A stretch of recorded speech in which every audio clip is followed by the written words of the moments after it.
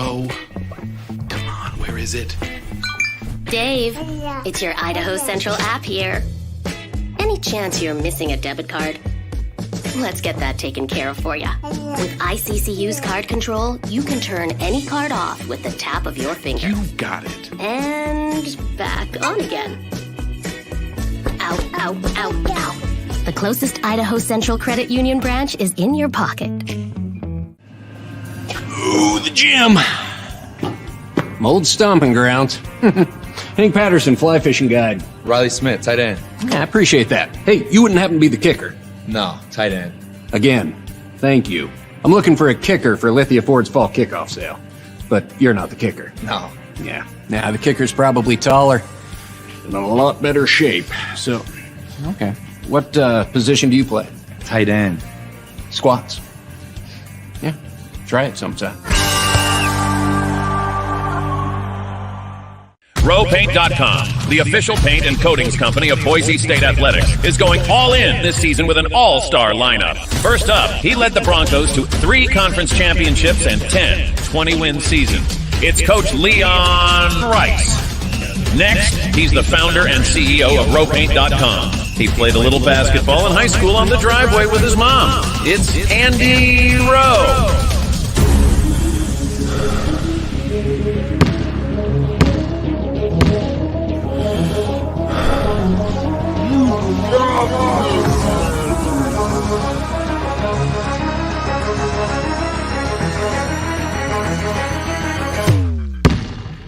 Oh, no. Want to just paint my house? Now that I can do.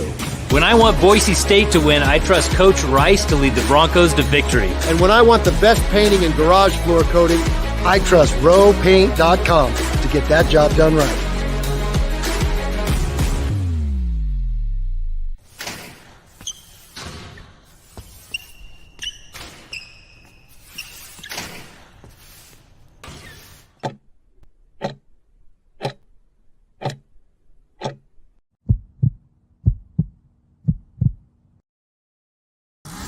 Welcome to the Lithia Ford of Boise pregame show from Bronco Nation News, as we get you set for the latest news, insight, and analysis as game time approaches. The BNN pregame show is presented by Lithia Ford of Boise. Check out LithiaFordBoise.com to view the full inventory of vehicles, or check them out at 8853 West Fairview in Boise.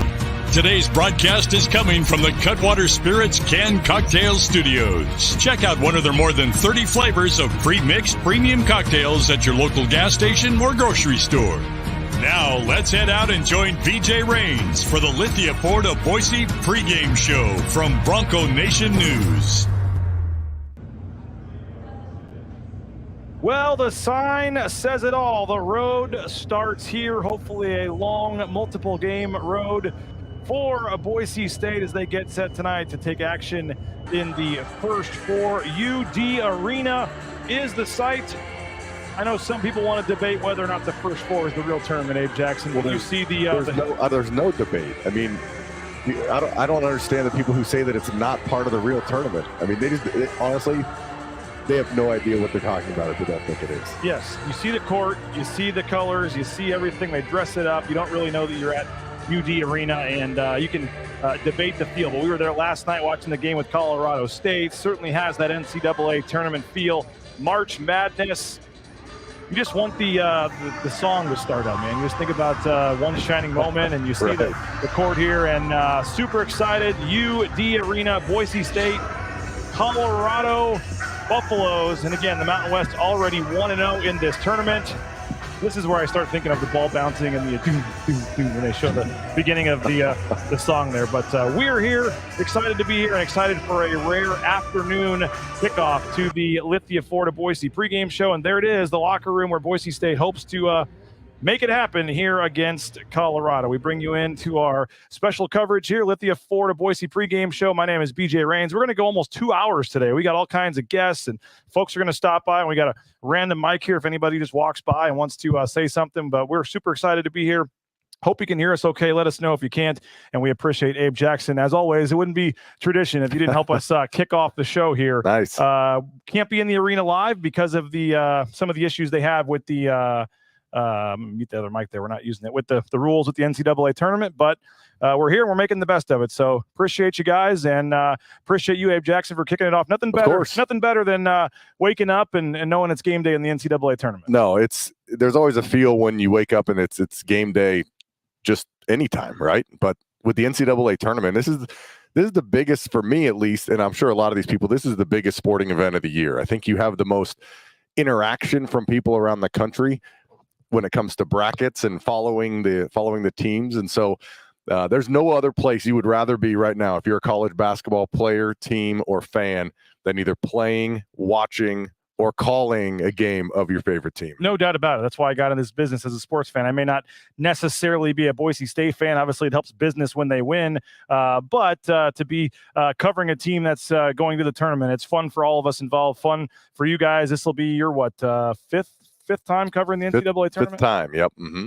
And you're still looking for the first win, just like Boise just State like is. everybody else. But, there have been a lot of firsts under Coach Rice. I mean, you look at all the wins. You look at the 3 times back-to-back to the NCAA tournament. You look at the first time ever winning at Utah State, which there was a long run of no wins there. So there have been a lot of firsts under Coach Rice for Boise State basketball, and looking for that NCAA win tonight. Hopefully tonight will be the night that history's made. We got about 2 hours to talk it all, break it all down with you. Jeremiah Dickey, Boise State Athletic Director, is going to join us. We got an interview we taped with Gary Parrish. We're going to hear from Leon Rice and Tad Boyle about their friendship relationship. We're going to have some college basketball trivia. Our man RJ Keene went in the locker room yesterday asking some of his teammates college basketball trivia. So Cody Gogler might stop by. And like I said, anybody walks by, we might just put them on the spot here with a mic and see what they got to say. But what do you make of playing on day 2 of the last night? I know Boise State didn't go to the game, but they got a chance to have their practice yesterday, and they got a chance to sit back and actually watch games on TV and kind of not be the literally the first team playing in the tournament. Is there any advantage for a Boise State or a Colorado getting a chance to see those games last night? I don't know if there's the chances of getting to see those games, but there is an advantage to not playing yesterday. I mean, you have a whole extra day, and the key to so many of these teams right now is rest, whether or not you get a couple more hours here, a couple more hours there, or you play the next day and not yesterday. So I think having that extra day of rest will help the Broncos, and maybe getting in the arena and just kind of seeing where you're playing will be a good thing for them. But I'm excited. I'm sure they are too, and they'll be ready to roll. Nate Staley says, question for Abe. Yeah. He wants to know, in all your years experience with Boise State, is this the best team you've seen? Boy, that's I would say maybe one of the best cores that I've seen with the starting 5. I mean, it's hard to say that Degenhart and Stanley aren't maybe the best duo that Boise State's ever had inside. And then when you put together some of the shooters outside with Chibuzo and Max, it's probably some of the best core that I've seen. It's hard to say with the best team you've ever seen. I mean, that the first time we were in Dayton was a very good team, or against Dayton. The second time in Dayton with Derek Marks, and then you have to put up the Mountain West Championship team that won the tournament a couple years ago. So they would be in the conversation for sure. And now ask me tomorrow morning, and I could have a different answer for you.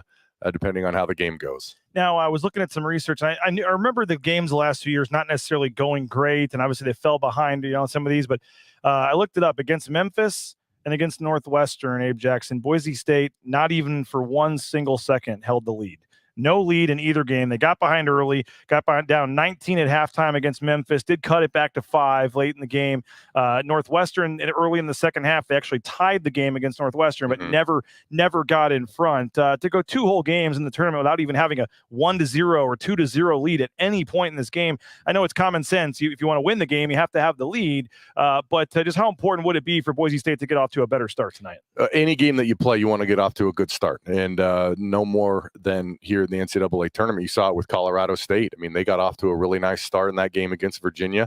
And if anything, it just kind of gets some of your jitters away. Seeing that first shot go through or the ball go through the hoop, knowing that you aren't getting behind, and coming out a hot start is important all the time. But when you talk about an NCAA tournament game that you're playing against a team from the Pac-12, I think getting off to a good start and keeping it rolling. And I'm not saying you have to shoot 55, 60% from the floor, but I think that you'll have to shoot in the mid to high 40s, I think, because it'll be really tough to grind your way through an NCAA game without shooting the ball decent to well, especially when the fouls aren't going to be called. The two games yesterday were pretty physical games and not a lot of fouls being called. And so we have seen the Broncos maybe not shoot the best from the floor, but get to the line 25 times, and that's kept them in the game.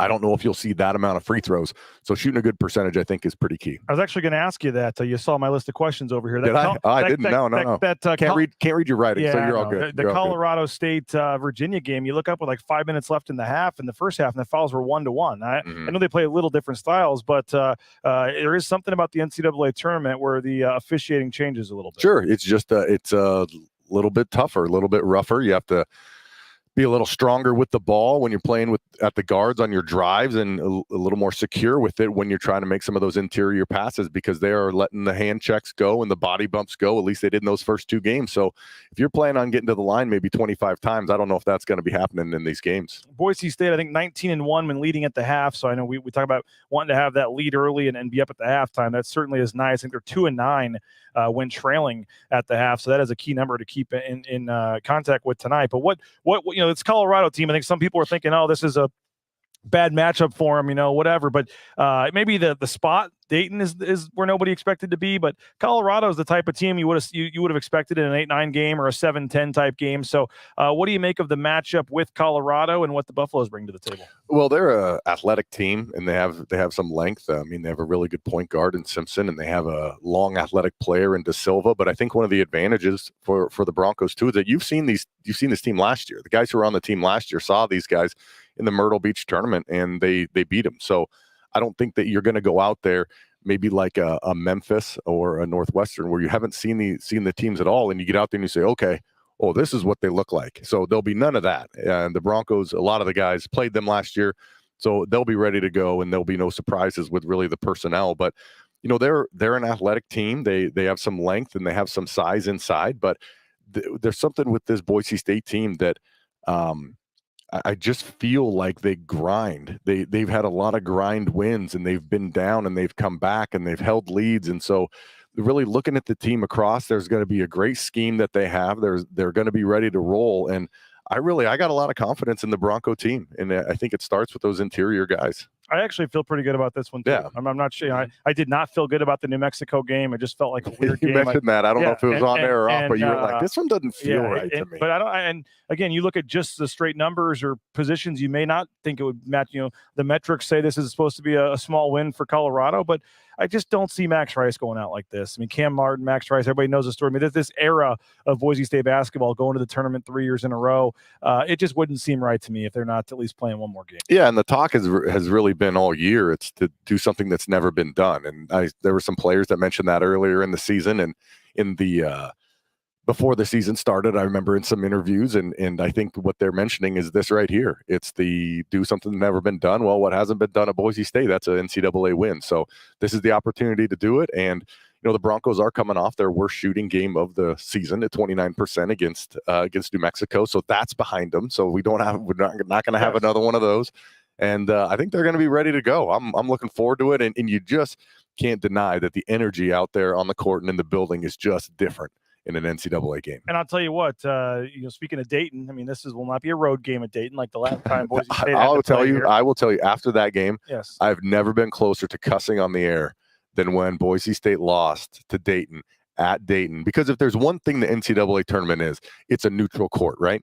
It could be maybe in your backyard, but it's not your home court that you're playing on. Like I think I heard UConn is only going to have to get on a plane if they get to the Final Four. Yeah. Because everything is so close. But hey, they're the number one seed. They deserve that right to play close. But they're not playing at their own home arena.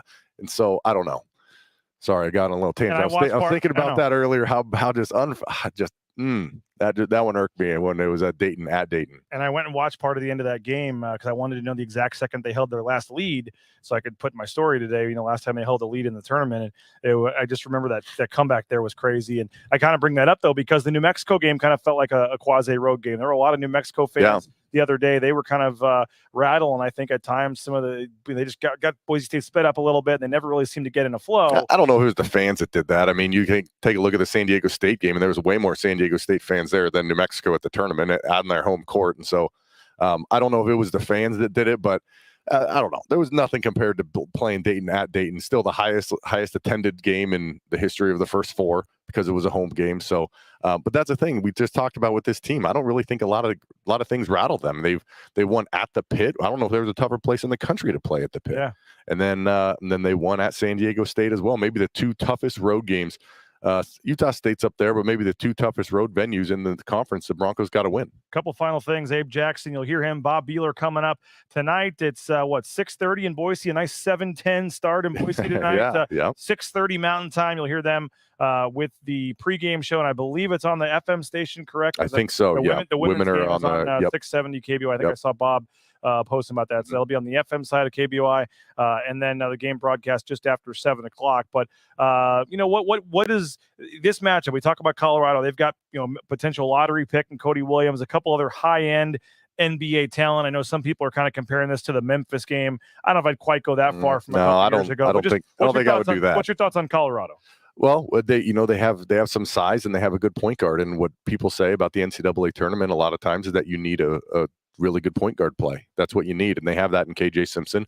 Then they have Da Silva, who's about 6'9", long, lanky type guy, and then also the guy you talked about. I'm spacing his name right now, but the NBA Williams. Cody Williams. I mean, he's just a really good talent too. And then they got a big guy inside who's about 6'8", 265. And so they have all the spots covered.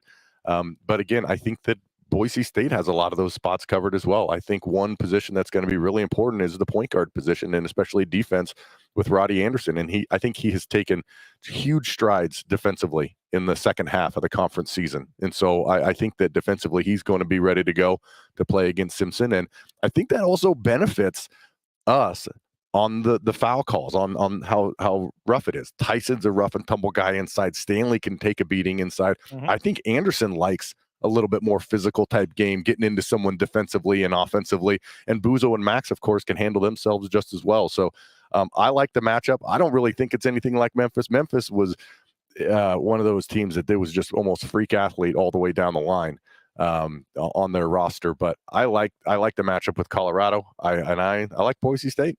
You mentioned you've called 4 games in the tournament. You've been watching the tournament for years, but obviously as a former player, have played in conference tournaments and big games. What does it take? Someone said, got to stay out of foul trouble. We obviously always we also talked about the fact that got to get off to a good start. But what does it take to win this time of year? It takes one. You have to play well. It's hard to get over any type of not playing well. A 29% shooting game, is going to be really hard to overcome. And I think turnovers too. I think turnovers, you have to get those shots up. And if you keep turning the ball over, it's just harder to come back, I think, in an NCAA game than it is a regular season game. So shoot the ball well. I'm not saying you got to shoot 55, 60%, but I think 45%-ish, somewhere over there at the bottom and up. And then just bring your toughness, because in those first 2 games, not a lot of fouls called, a lot of body checks in the paint, and bring your toughness. And I think they'll be good. And final thing, Abe, we've talked about it, but the chance to make history tonight and what it would mean for this program, for guys like Max Rice, obviously for Leon. Just your take. It sounds like you feel like Boise State's going to win the game or can win the game. I'm there with you, I think. But just in general, big picture, what this win would mean for the program. Well, it speaks to the entire program, really, and where it's come from. I mean, the main names are going to be, of course, Max and Coach Rice and all the seniors that are on the team. But I mean, there's so many people behind the scenes, and you hear Coach Rice always thank those people at the banquet at the end of the year that have really put more emphasis behind basketball, fundraising for basketball, things that can help this program succeed. And I think you're really at the pinnacle right now. You're waiting for that step over the top to really do something the program's never done before, to really see all the effort and all that, the extra funds and the extra time put in to build the program to get there. And I think the Broncos are going to get it done tonight. Well, you're 20 years now with the program. I mean, you said you've done obviously as a broadcaster, but you were here and helped lay some of those bricks and the groundwork as a player too. So I hope for your sake and for this program's sake, tonight's the night you get to finally see it and be in person. It'd be good. That first win, man. It'd be it awesome would be good. It's been an honor to be a part of the program, playing and calling the games. So to see the first NCAA game and be able to talk about it on air and describe what's happening to the people back home in Boise, it'd be something special. He's Abe Jackson. Abe, it's been fun doing this all year long. Why don't we we do it again Friday? I like it. Let's talk again. Friday from Indianapolis. That do it sounds again. good to me. But appreciate Abe. You can hear him again coming up at 6:30 back in Boise with Bob Bueller over on KBY on the FM side. We got tons more to get to. Jeremiah Dickey's going to join us. We got an interview that I did with Gary Parrish from CBS Sports. All kinds of stuff. Let us know where you're watching from. Get your score predictions in. We'll be back in 90 seconds here on the Lithia Ford Boise pregame show, live from the Marriott here in Dayton, getting you set for Boise State and Colorado in the first four of the NCAA tournament. We're back in 90 seconds here on Bronco Nation News.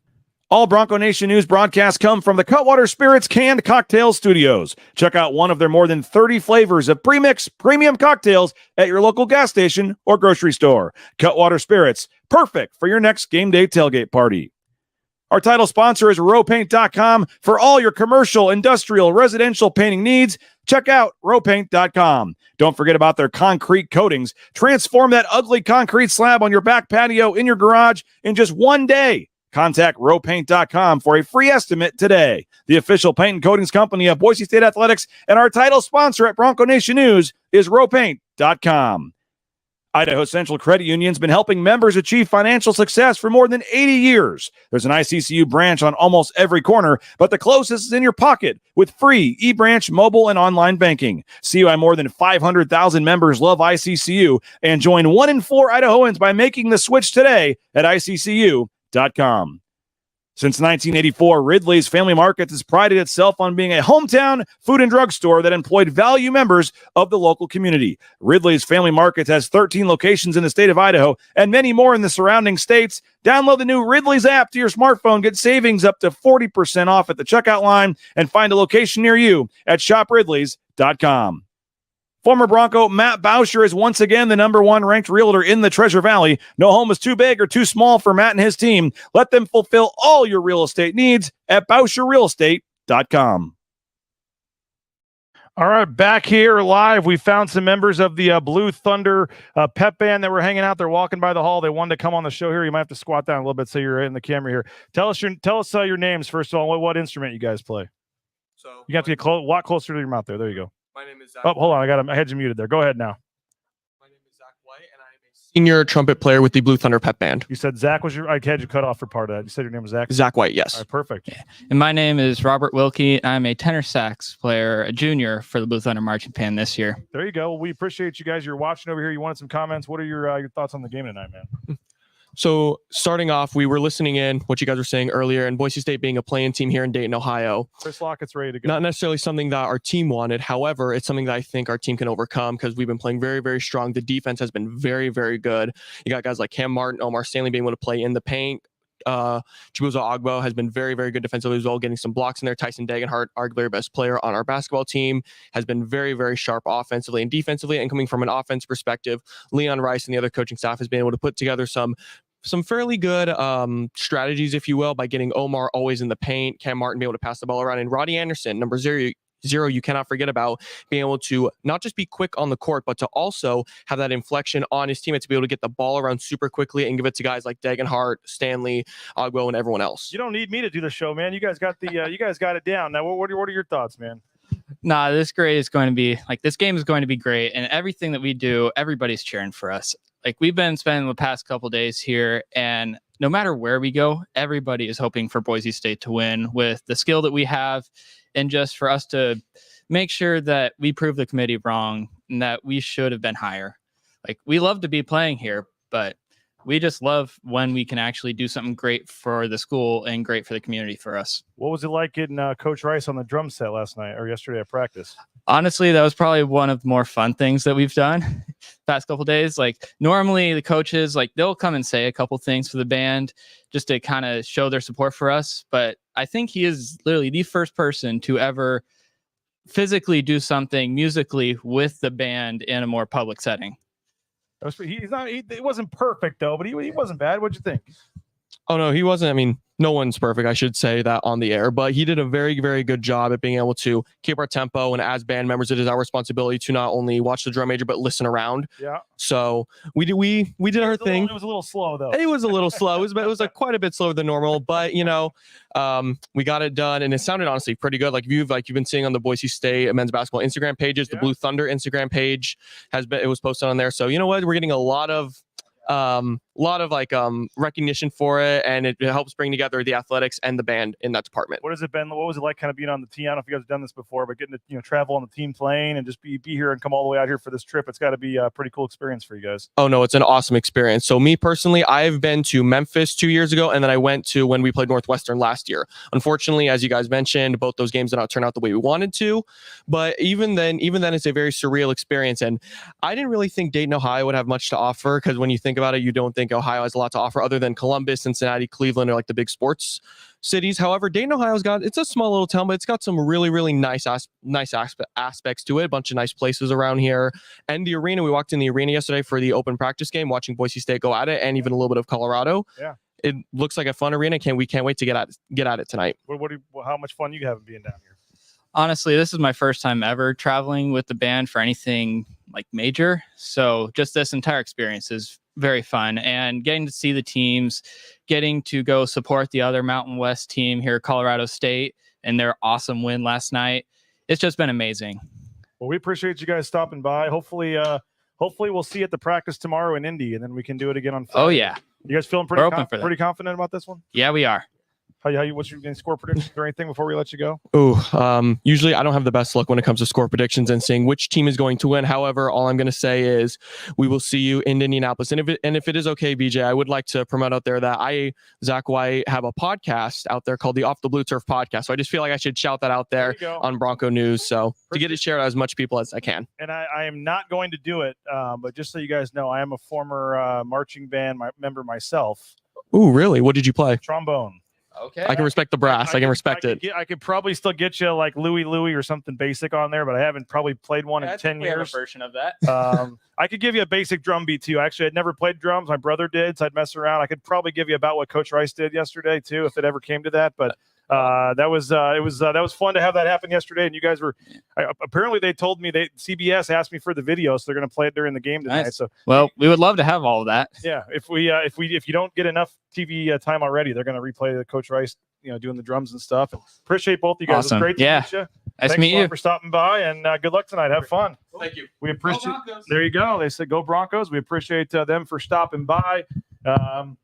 And yes, for those of you that were wondering, yes, they did ask me for the video, and they will be playing that on the broadcast at some point tonight of Coach Rice playing with the band. So that was pretty cool for them. Looked like we had a couple trolls in there. I was trying to get rid of them, and I may have accidentally blocked a couple that we didn't want to block. It looked like Nathaniel Wilder and even my kids may have accidentally been blocked as I was trying to get rid of some of those folks there. So apologize for that. There's Chibuzo Abo walking by. He looks ready to go tonight. Again, excited to be here. It's going to be an awesome game. We got a lot to get to. We're going to have Jeremiah Dickey joining us as well. Mike Burns knows his sports trivia. We heard that yesterday with Let's go, PJ. Let's go. What do you need? Nothing. I don't know if I'm allowed to interview you. Rogers Hornsby was 424 lifetime batting average, I believe. He was a St. Louis Cardinal. What did you think of Keen's questions? They were good. Very good. Very well thought out. You're over there. Yeah. Well, it's better. They said I had a face made for radio, so this is better, PJ. But Keen was very good. Very good. Appreciate you. Good luck tonight, Burns. We appreciate Mike Burns for stopping by. 3:40, we're going to have Jeremiah Dickey. That will work for me. All right, that'll work. So with that said, we're about 10 minutes away from having Jeremiah Dickey on board. I put some footage together of Leon Rice and Tad Boyle talking about their friendship, their relationship, playing, coaching together for all these years. So while we are getting ready for Jeremiah Dickey, we will switch segments and come back to that in a second. This is Tad Boyle, Leon Rice on their relationship together. And we got plenty more to get to. We got Jeremiah Dickey. Cody Goggler is going to join us. I mentioned we have an interview with Gary Parrish. All kinds of stuff to get to. But these guys have known each other for over 30 years. Let's hear more about their story. Well, it flashed up together. It wasn't like Boise State came up and then Colorado. It was just like they both came up. So obviously my eyes went straight to Colorado, and I was elated and excited, and because I was nervous. I didn't know, with all those upsets in the conference tournament, North Carolina State beat North Carolina and Oregon beating us. Not that it was a big upset, but it was a bid-stealing win, and I was excited to be in because I was nervous that we might not be. And then when I saw Boise next to our name, I was like, oh gosh, are you kidding me? I don't want to be playing against Leon. I've watched his team a lot this year, which I guess is a good thing. But he is one of my best friends in this business, without a doubt, and got a lot of respect for him and their program. Tad's a good friend of mine. I've watched this team probably more than anyone I have in the country. So when our names flashed up together, I was like, well, at least I've seen these guys a lot, and they're terrific. I mean, they got 3 guys that are on the NBA draft board. They got a terrific coach, terrific coaching staff, and they're a team that, looks like they're playing their best basketball right now. I think they've won 8 out of the last 9 and have done it in looking really, really good. So we know our work's cut out for us, and I think it's 2 really good teams playing Wednesday night. Well, let me just say this: most of my Leon Rice stories are not fit for public, consumption. But we've had some great times together, without a doubt. Without a doubt. I forget your first part of the question. The job he's done. Oh, the job he's done. Oh, he's done. We got the job the same year. This is my 14th year at Colorado. It's his 14th year at Boise. So we kind of came in together. We've commiserated. We've celebrated together. Obviously, we coached the last 2 summers with USA basketball together and had some great times there as well. So, and I look at what he's done at Boise, and I know how hard of a job it is from the outside. Boise's a great community, as you know, and it's a great sports town. But it's so isolated, and to get kids to come there and to recruit at the level he's recruited and to win consistently, year in and year out in a really good league like the Mountain West, who values basketball, I can't say enough about the job he's done. I mean, he's a terrific coach, and he's a terrific program builder, and that's something I think we share a lot in common. We talk a lot about culture, about building the right way and getting the right kids that fit. Whether it's Boise, Idaho, or Boulder, Colorado, and he's certainly done that, and I think we have too. Well, he's just such a great guy, and we actually worked the last 2 years together with USA basketball, and our families are tight, and we've just been going really close over the year because he's a guy that I've always respected his feel and his take on things, and so I bounce ideas off him all the time, and he hopefully I help him with some stuff too, and we've just grown our relationship. Like I said, our families are tight, our wives are really close, and love his dog Betty. That's the best thing about him, but. It's just we just go back a long ways, and there's a lot of history there and a lot of respect, and and then you see out of 67 other teams we get Tad, but that's just the way it is, and we know that's our business, and we just got to do our jobs. Well, I think it's just our approach to life. He's a family guy. I'm a family guy. I know his kids. He knows my kids. I mean, it's just. When I was a high school coach in Colorado at Longmont High School back in the early 90s, he was an assistant coach at the University of Northern Colorado in Greeley, which is my hometown. So our mutual friend, Mark Turgeon, who I played with at Kansas, introduced us, said, you got to get to know this guy. And so we struck up a relationship then, and it's been there ever since. So it's just grown and developed through the years, and I think it's just a mutual respect, a mutual admiration, and the fact that we've got both.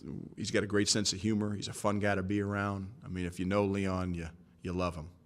Yeah, well, Turge told me as soon as I got the job at Northern Colorado, because Turge and I spent a little time together at Oregon, because I was leaving and Turge was coming in with Jerry Green, and Turge said, "Oh, you got to go see my best friend lives in Colorado. He's a high school coach. He's a financial planner. He worked in that industry." And so I drove down to Boulder. We went out and got together for an evening, and I just hit it off. I was like, this guy's great. And then I was recruiting one of his players, and I loved the kid. I was like, we need to take this kid, and my head coach didn't do it. And the kid went on to be a great player. And Tad still blames me for that. He's like, and I'm like, no, I wasn't the head coach. I didn't get the final say. I wanted him.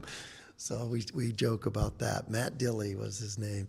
And Tad was at Longmont. And then, I remember when Tad was going to get into college coaching, and, I was making $20,000 at Northern Colorado, and I'm sure that was attractive to him. And he was going to go to be like either restricted earnings or, ops guy. Back then it was different. And I'm thinking, this guy's crazy. He's leaving this financial industry that he's doing really well in to get into coaching. I'm like, really? You're going to do this? And he jumped in, and away his career went. So, that's where I was like, okay, I respect this guy. He's going to do what he loves. And you flash forward to now, it worked out pretty good for him. Well, a couple things. It has, what the head coach knows has no meaning or bearing. It's what do your players know?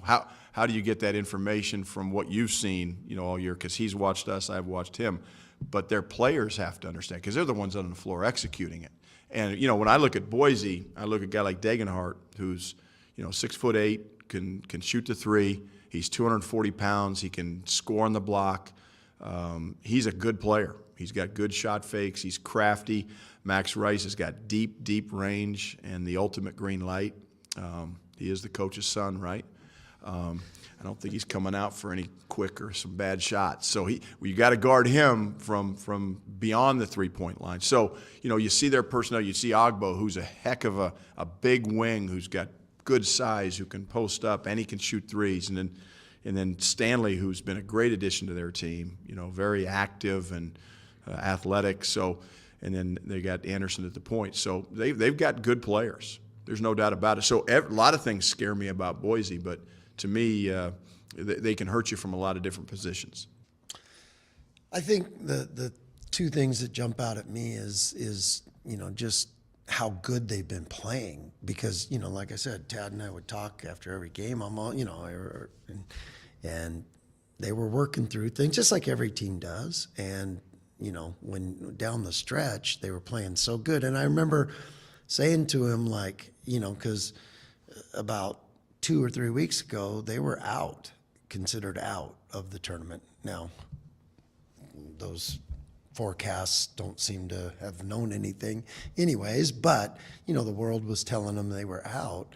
And I remember saying to him, man, you guys are playing so good. It'd be a shame if you didn't get in, because, you could make a big run in this thing the way you guys are playing. And then they flashed up, and I'm like, wow. That's the team we get to play. So, he's just got them playing so great now. And, they made it to the championship of their tournament. And, it was a one-possession game, basically, at the end of that. So, and I remember when I was talking to him about that. I'm like, man, you guys are playing as good as anybody in that league. You can win that tournament. And sure enough, they were right there to do that. So that's probably the thing that jumped out at me the most, is how well he's got them playing right now. Yeah, look, when that ball tips up tomorrow, it's not about our relationship or friendship. It's about trying to win a game. They're going to try to win. We're going to try to win, just like we did last year in Myrtle Beach, and they got us last year. They were the tougher team.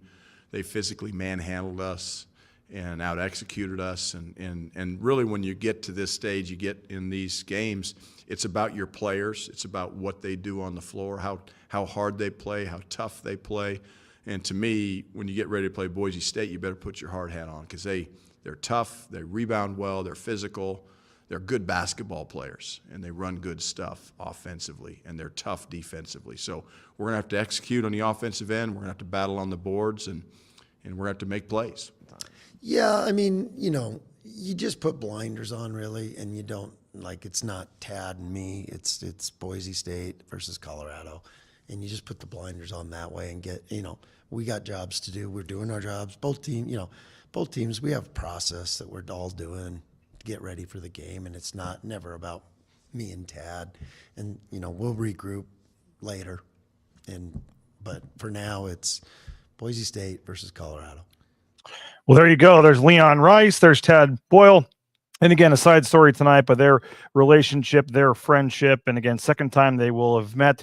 Last year, Boise State got them. Boise State won in Myrtle Beach. Some players were the same. A lot of players were different on both those teams. So, again, Leon said really not much bearing on that. You had Shaver, you had Najee Smith, a lot of key players that are no longer a part of the Boise State program, and similar on the other side as well. We want to get your thoughts on this one. Get your score predictions in. Get your, where you're watching from. We'll give you your shout outs. We got a lot of stuff to get to. Jeremiah Dickey, the athletic director, if you have a question for him, he's going to join us here in just a couple of minutes. So get your questions in for Jeremiah Dickey. We'll be happy to relay a couple of those to him as well. But excited to be here at the Team Hotel and excited to get you set for Boise State basketball tonight in the first four of the NCAA tournament. And again, Boise State will be the second game, tipping off just after, I believe it is 9 o'clock Eastern time. I think it's like 7 o'clock on the back in Boise. And again, we had a lot of stuff yesterday we got to do. I want to play one more interview before we get to Jeremiah. I had about 90 seconds with Spiro Didis, the play-by-play man tonight. You'll hear him with Jim Stonarkel on True TV. And we're going to hear from him in just a second before we get to Jeremiah Dickey. But again, we want your score predictions, your shout-outs, where you're watching from. Get all that in the ICCU YouTube chat, and we will get to those here as Boise State gets set for the matchup with Colorado. I'm looking forward to this. We've talked a lot about it. I know the talking points are probably getting old at this point, but again, Boise State has not held the lead in each of their past two NCAA tournament games. They're hoping to change that tonight. You'd like to see them get a lead. You'd like to see them hold it, and that certainly would be big for Boise State if they were able to do that. And the man you'll hear on the play-by-play, he did the San Diego State game. He did that game with Clark Kellogg. His name is Spiro Didis. And here's his thoughts on the matchup. Super impressed, with what Leon has built. Best 3 years in the history of the program. I think it starts with him. We have the privilege of meeting a lot of coaches and visiting with a lot of teams around the country, and I think what he's built in Boise with this program is really special. And I think it goes back to his time with Mark Few at Gonzaga. You really have the sense, that same feel of community and team, and this group is an easy group to root for. And I think it begins and ends with what Leon is and who he represents. They didn't think they were going to have to be in the first four. What do you make of just them getting put here in this draw? Yeah, pretty shocking, like most other people. I think it was just one of those things that just kind of slipped through the cracks. The committee has a really tough job at the end of the day. You got to figure out which line each team is going to go on. I don't think there's a single person who watches this tournament and watches college hoops that thinks that this should be a team that's seated where it is. But, I think, again, because he's got such a great attitude, I think that permeates within his group. And being around them here today, you don't get the sense that they're feeling sorry or angry. I think they're just happy to be here, and they're looking forward to having a great run. And I guess final thing, what's your thoughts on the matchup with Colorado? I think it's a great matchup. I mean, this is, you get to this tournament, and very rarely will you see a team that is not worthy of being here in some form or fashion. Colorado, on their best day, they're a really tough team to contend with. You've got De Silva, you've got KJ, you've got guys who can really play. And so Boise's going to have to perform at a high level if they're going to win this game. Appreciate Spiro Didis for jumping on with us. You'll hear him on the call, Jim Spanarkel. I believe the sideline reporter is John Rothstein. John Rothstein was getting shouted out by people in the crowd. They were telling him this is March, and he was taking pictures with people. I mean, John Rothstein was a big time celebrity last night. So we are going to have Jeremiah Dickey join us here in just a couple of minutes. We want your questions, your thoughts.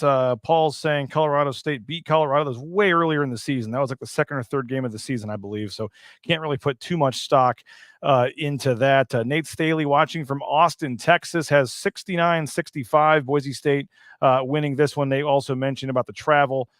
He was saying that, let's see here. No, that was your other question. I'll get to that as well.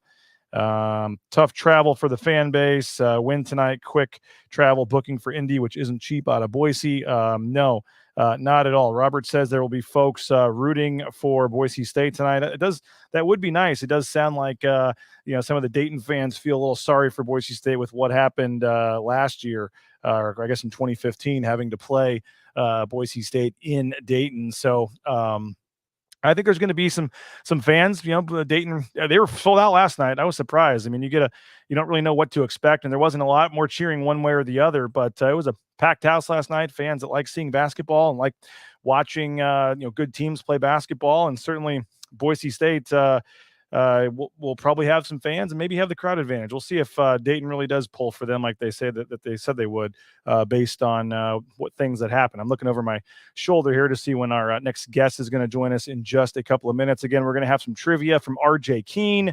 We're 45 minutes in. We got stuff for, I'm actually very proud of myself. I had a whole schedule here with what time we're going to do things, and we got all kinds of stuff. Gary Parrish, 20-minute interview with Gary Parrish, CBS Sports. He's going to join us in just a little bit as well. RJ Keene's sports trivia. This guy right here got stumped on a couple of them. He says he was 4 for 4. Ask Keith. I didn't miss, and he tried to throw some good stuff at me. But you did. You came in and told him about the coach that had done college and pro championship. Yeah, and I was like Cal Ripken. I went in, backhanded that thing, planted that foot, and threw him out. Keen even screwed up himself because he asked 2 questions and gave 2 different or the same question and gave 2 different answers to some folks. So yeah, we enjoy that. So that's going to come up. We got all kinds of stuff we're going to get to. But first, while we wait for Jeremiah Dickey to come on over, I want to tell you about Lithia Ford of Boise. Check them out, lithiafordboise.com. You can view their full inventory of vehicles. They got 5 NIL deals, student athletes on NIL deals for Boise State. You can check them out, lithiafordboise.com. Very appreciative of Jim Sturk and Company, one of our major sponsors here at Bronco Nation News. So we appreciate Jim and his support. And again, check them out, Lithia Ford of Boise. We viewed that inventory online, went in, found our vehicle, test drove it, and we were on our way at Lithia Ford of Boise. If you're looking for a job, transportation compliance service, check them out. TCS, the best in the trucking industry. They can help you with the permits, DOT permits, overweight permits, all that stuff you need. Check them out. They're a national company based right in the Treasure Valley. So check them out at Transportation Compliance Service. The Blue and Orange Store, theblueandorangestore.com. We appreciate Travis Hawks and Company for his support, whether you're looking for Boise State gear, shirts, hats, bumper stickers, car flags, you name it. The Blue and Orange Store has it, theblueandorangestore.com. Free shipping online, any order over $40, or you can check them out at theblueandorangestore.com. And they're right there in the Boise Town Square Mall on the 2nd floor next to Pro Image. Bronco Brew Coffee, another great supporter here at Bronco Nation News. Check them out, broncobrew.coffee. You're supporting Boise State University athletics with every sip. They got that roasted to order coffee, and within 24 hours, in most cases, that coffee is at your doorstep there in the Treasure Valley. You can go on their website, choose the student athlete you want the NIL dollars to go to, and there with one click of a button, you're donating a couple bucks right into the pocket of an athlete at Boise State. So get more information. Check them out at broncobrew.coffee. And of course, Taco Bell, the Nicolason family, SON Management. We appreciate them. They are hiring. Just go to TacoBellWorks.com if you're looking for a job. TacoBellWorks.com, SON Management and the Nicolason family. You can check them out at TacoBellWorks.com. And again, they are doing a tremendous job also supporting the student athlete scholarships at Boise State. So we appreciate them as well. And again, they're donating hundreds of thousands of dollars to the men's and women's basketball scholarships. So check them out. TacoBellWorks.com. Lean Feast. Can't wait to get back. Get on the Lean Feast. Get to the healthy eating. Check them out. LeanFeast.com. LeanFeastMeridian.com to be exact. Check them out. Healthy eating. I know they're feeding the basketball team. They're feeding the football team. And they can help you out as well at LeanFeastMeridian.com. And of course, Timberstone Golf Course. Save the date, May 31st. The Bronco Nation News Golf Tournament is back. And our friends at Timberstone, the weather's warming up. Perfect time now to get out there and play some golf. PlayTimberstone.com is the website that you can check out. PlayTimberstone.com. And remember, as I said, don't forget May 31st. If you already played last year, we'll give you a spot. You get first dibs in the front of the line. Just let us know at Timberstone Golf Course. Send me an email, rains@BroncoNationNews.com. rains@BroncoNationNews.com. And we will get you and get your spot reserved. If you want to play, we can also sponsor a hole, and that helps you get to the front of the line as well. But otherwise, we'll put the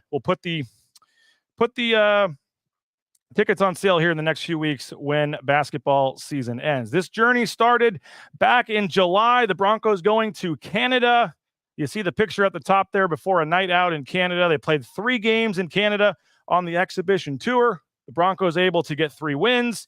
And look at that group 7-8 months later, ready to go here at the NCAA tournament. It's pretty cool to think about this team, how far this team has come, and the journey that they are on to reach this point. And the Broncos were able yesterday to get out there and get some practice time in. The band was there, and it was a great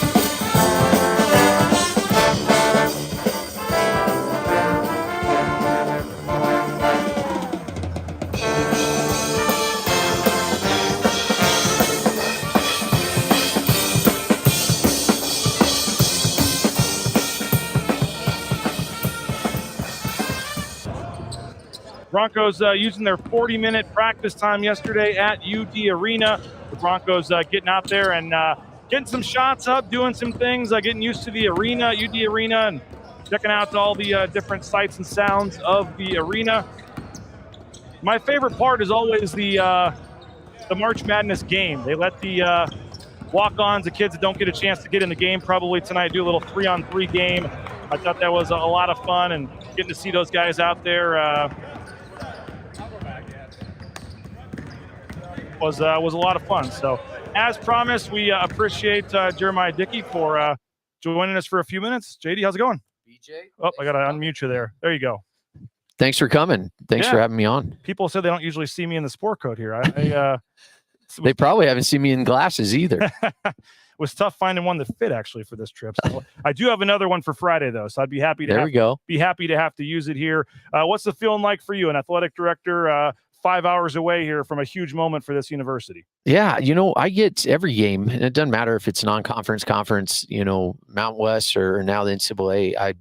I have a game day routine, and after this, I'm going to go work out, and I start stressing, my stomach starts turning, and, not that I have anything to do with what goes on, once the game starts, but, I think it's just my love and care for these kids and how hard they've worked to get here. And I'm just proud of them. You were there. I don't want to spend too much time on this, but I did just want to get a quick thought from you. You were there Sunday, obviously, and saw the disappointment in the players' eyes, probably your eyes as well. Everyone's seen the video. Just your thoughts on the draw you guys got. Not many people thought we'd be seeing you here in Dayton. Yeah, I think initially there was some disappointment, but at the same time, just to be included and the fact that we have expectations now and going 3 years in a row, it says a lot about our team, our program, and the team behind the team, those that are working tirelessly at the office and pushing tickets and support, and everything counts, everything matters. And so you take that, initially it's like, wow. And then you pivot and you're just grateful. You don't want to take these moments for granted. A lot of teams have come out of the first four and made runs, and you're always going to play a tough opponent. That's just what the NCAA tournament is. And so it's 1-0, what's next? And we're going to continue to push that. I know it's probably early, but has there been any kind of conversations amongst the league, athletic directors or presidents or board of directors or whoever, in terms of just the overall seating this year? And it's probably too early to, really dive into it. But the conference really got a raw deal, it seemed like, in all this. Yeah. Every offseason we talk about what we could do better. And that starts with Gloria, our commissioner, and she does such an outstanding job and her team. And you look at what we did this year, it didn't happen by accident. We kept pushing and promoting our programs and scheduling, which we felt was the best schedule that we've had, personally for Boise State, but then also for the conference, to have all teams, come out of non-conference with a 500+ record and the commitment to quad 1, quad 2, and trying to follow the formulas. But there's also a human component. That committee has a very difficult job.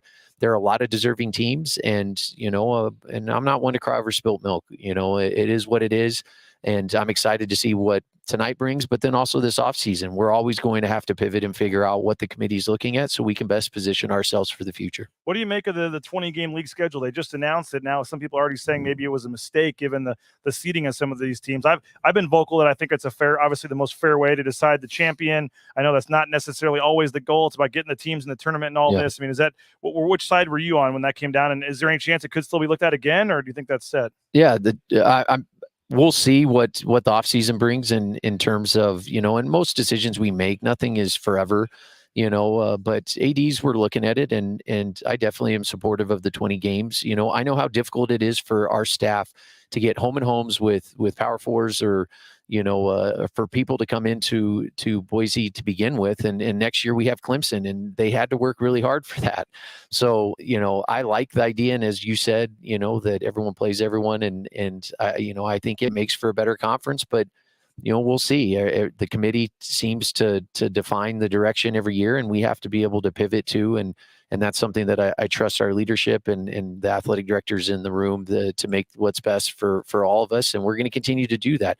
You look at this year in terms of the schedule that we had, other teams, it seemed like they were celebrated and even got more teams into the tournament because of that, where we're going to, we ended up being, penalized because we beat up on each other. Well, that's the strength of the Mountain West, and that's what we've proved all year. And we'll see what next year brings. We got to continue to grow. We got to continue to promote our brand.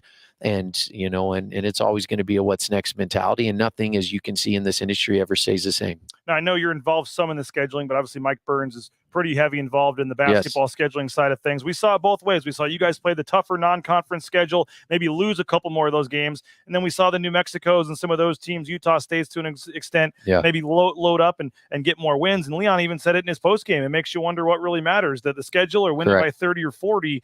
I know they're talking about maybe changing the net rankings a little bit or doing some differences, but just as an AD, what do you make of the current system? And there's even some talk, hey, we need to get some former coaches on the selection committee or a media member or a Ken Palm himself. It's a little different makeup than the football committee. What do you make just of how the tournament is chosen right now and what factors are being weighed? Yeah, I think all the things you said hold true. Anything we can do to maybe define a set formula where we're all trying to throw something at the wall to see what sticks. And in some ways it worked out for us. And I think our schedule very much helped us. But I also see with New Mexico and how they chose the schedule, it seemed to help them too. And so I'm not sure there's a right or wrong way. I know I'm just, quite honestly, I'm grateful for Coach Burns and Cody. And, similar to how we schedule for football, it is not an individual act. It is a team effort, and we're talking about it, and we're running out all ground balls and trying to figure out what this looks like for us. And we're going to continue to do that. And then just like as a conference, we're reevaluating what we're doing. As a program, we're going to reevaluate, and we do that every off season. And we sit in a room and we talk about, all right, here's what we're faced with. This is what we did last year. This is what we did 2 years ago. What do we want to do this year? With the goal of always making the tournament. And now that we've defined those expectations and we've gone 3 years in a row, great. But we want to go 4. We want to go 5. We want to continue to build this up, and we're not going to stop. Jeremiah Dickey, our guest for a couple more minutes here, Boise State Athletic Director. And, we talked a lot about the budget and things, and I've covered this team for 11 years now. And, a couple of years ago when we talk about the lack of charters and things like that, a lot of fans would see that as an excuse. And they would just say, okay, well, how does it not having a charter in January matter? What happens in the conference tournament in March or whatever? And I was always kind of a little, defensive of that and just kind of saying, hey, it builds up over time. Those extra days add up over the course of a season. They do. And obviously that you guys have stepped up in a big way. Some donors have stepped up. I know it helped having the charter company move to Boise, which lowered the flight costs a little bit. But you guys have been able to do almost every conference game, I believe. I mean, you chartered all the way to Clemson earlier this season. That never would have happened, in the past when I've been here. Well, what can you say just about the investment that you guys continue to make in basketball? And now I do think, that fans are starting to see the benefits of that the last couple of years here on the court. Yeah, the old mentality was roll out the ball and just play. And yeah, there's a piece of that, but I also say a lot, everything counts, everything matters. And so if we can get our guys back to Boise so they can go to class, and how that impacts them off the court or the field of play, depending on what program it is, it does matter. It does matter on these cross-country trips, and not having to change flights twice. And it very much impacts, how you perform. It doesn't guarantee anything, and nothing we do. You can have all the money in the world and you can name a number of programs that have that. It does not guarantee that you're going to win. It's a combination of all of the above. It's a combination of having a sport program administrator in Cody and how he serves that program and helps Leon and Burns and Duryea, et cetera. And it's a combination of the donors that have stepped up and who have supported the collective, which is a priority for us. It's Nate who is serving the team in terms of helping us tell our story. And, I'm just grateful because, when I first got here, there were a handful of people that maybe cared, and there were some old school Broncos that, they were pretty consistent in showing up to games, but now we're selling out student sections. We're selling out 4 or 5 games this year. We're beating the all-time attendance record. It matters, and we got to keep building. We have to keep chopping wood, and we're going to continue to do that. And that's something I'm really grateful for, because I'm always looking at what's next, and we need to continue to position ourselves because I know the future's bright, and I know we've only scratched the surface. And if I know Leon the way I do, in a couple of weeks, he's going to be knocking on the door asking for even more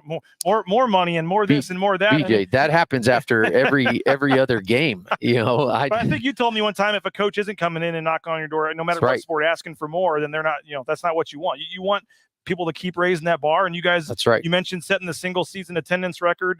The women's team qualified for the WNIT. Bad beat. That game starts at the same time tonight for fans. But, we mentioned softball on a nice run here. I mean, it does seem like all the sports here with what you've done with the lights and things at softball, that it's everybody's you're investing in all these sports, and collectively all these teams are doing pretty well. Yeah, I mean, that's the goal, and especially as we bring in new coaches, as coaches have left and for whatever reasons, that is something that I appreciate. It doesn't mean I'm always going to be able to say yes, but it's never truly a no. It's just maybe a no for now. And, you mentioned Justin. I mean, they're on a 9-game winning streak. They have lights, they have the video board. We're hosting the conference tournament. You go back 3 years when I first got here, and a lot of that just, it didn't seem like that was even a possibility. And Justin is one of those guys that he asks for a lot, but I appreciate it. And it's not always a yes, but we're gonna find a way. The most recent thing that we absolutely need is a new field. The drainage is messed up, and obviously with our snow, we got to figure out a way to get that done. And we're going to continue to chop wood, as I said, and we're not going to make excuses, and we're going to find a path forward. I look at Gordy. I'm grateful you mentioned them. I'm so proud of that team. And I think it was 3 years ago we won 8 games and lost 21, and this year we won 21 games. Yeah. And his consistency and to the process and how he has built this program up, and the vast majority of our team is returning next year. Yeah. So them getting to postseason, and it's unfortunate because I would love to watch them, and I'll be following on my phone during our game here. But that's a testament to Gordy and that staff. And it truly takes a team, and they have bought in, and I'm really proud of what he's building. Hope you can't read all the comments all the way. There were some funny comments, but I'm just going to ignore. I'm just going to. I can't, but you can. Are they making fun of my glasses? No. They're just wanting me to take your phone, not answer any 206 area code numbers. Oh, all kinds of fun. They're having they're having fun. But yeah. What this win tonight? It would be obviously historic. But I mean, what would it mean for this program, for the department to sell tickets next year? I mean, what just the fact that they've been so close so many times, but from an athletic director standpoint, that first win in March Madness, what would it mean? It's it's hard to put words to it. I know, obviously we always go in, Leon has always gone in, like you never go in thinking you're going to lose or trying to, right? We always put our best foot forward, and matchups are key. But I have faith, and I believe in what he's built. I believe in this team, and getting to see them this week. I don't see the nervousness or whatever you may see. And that gives me a lot of hope in what tonight could bring, and ultimately what it means for Bronco Nation. I know there's a segment of Bronco Nation that is all in, win or lose, they are all in, and I love them, and I'm so grateful for them. There's also another segment which I'm grateful for, but that they need this win to almost solidify it for themselves. And I'm already there. I believe in what we're doing and where we're going, and winning is hard, and it may or may not happen tonight, and I'm not one to put out guarantees or anything like that, but would it impact season ticket sales and fundraising and collectives? And absolutely it would be. But I also sit here, BJ, and it fires me up thinking about what this offseason is going to bring, whatever it is, because it's always what's next. And we are always going to find a way. We are going to define the path. And I've seen Bronco Nation step up at every turn. And I'm really grateful for how they continue to support us. And you see it with our attendance. Gymnastics just had the largest average, attendance. We had attendance records in softball and soccer. There is not a sport that is fan facing that we are not doing work with and we are not elevating. And we won a program across the board, 18 sport programs that is elite. And that's what we're going to continue to work for. We always see us standing a lot. I mean, a game like this, NCAA tournament, I mean, can you stay in your seat? Or are you in the back hallway pacing? How do you handle these games? Yeah.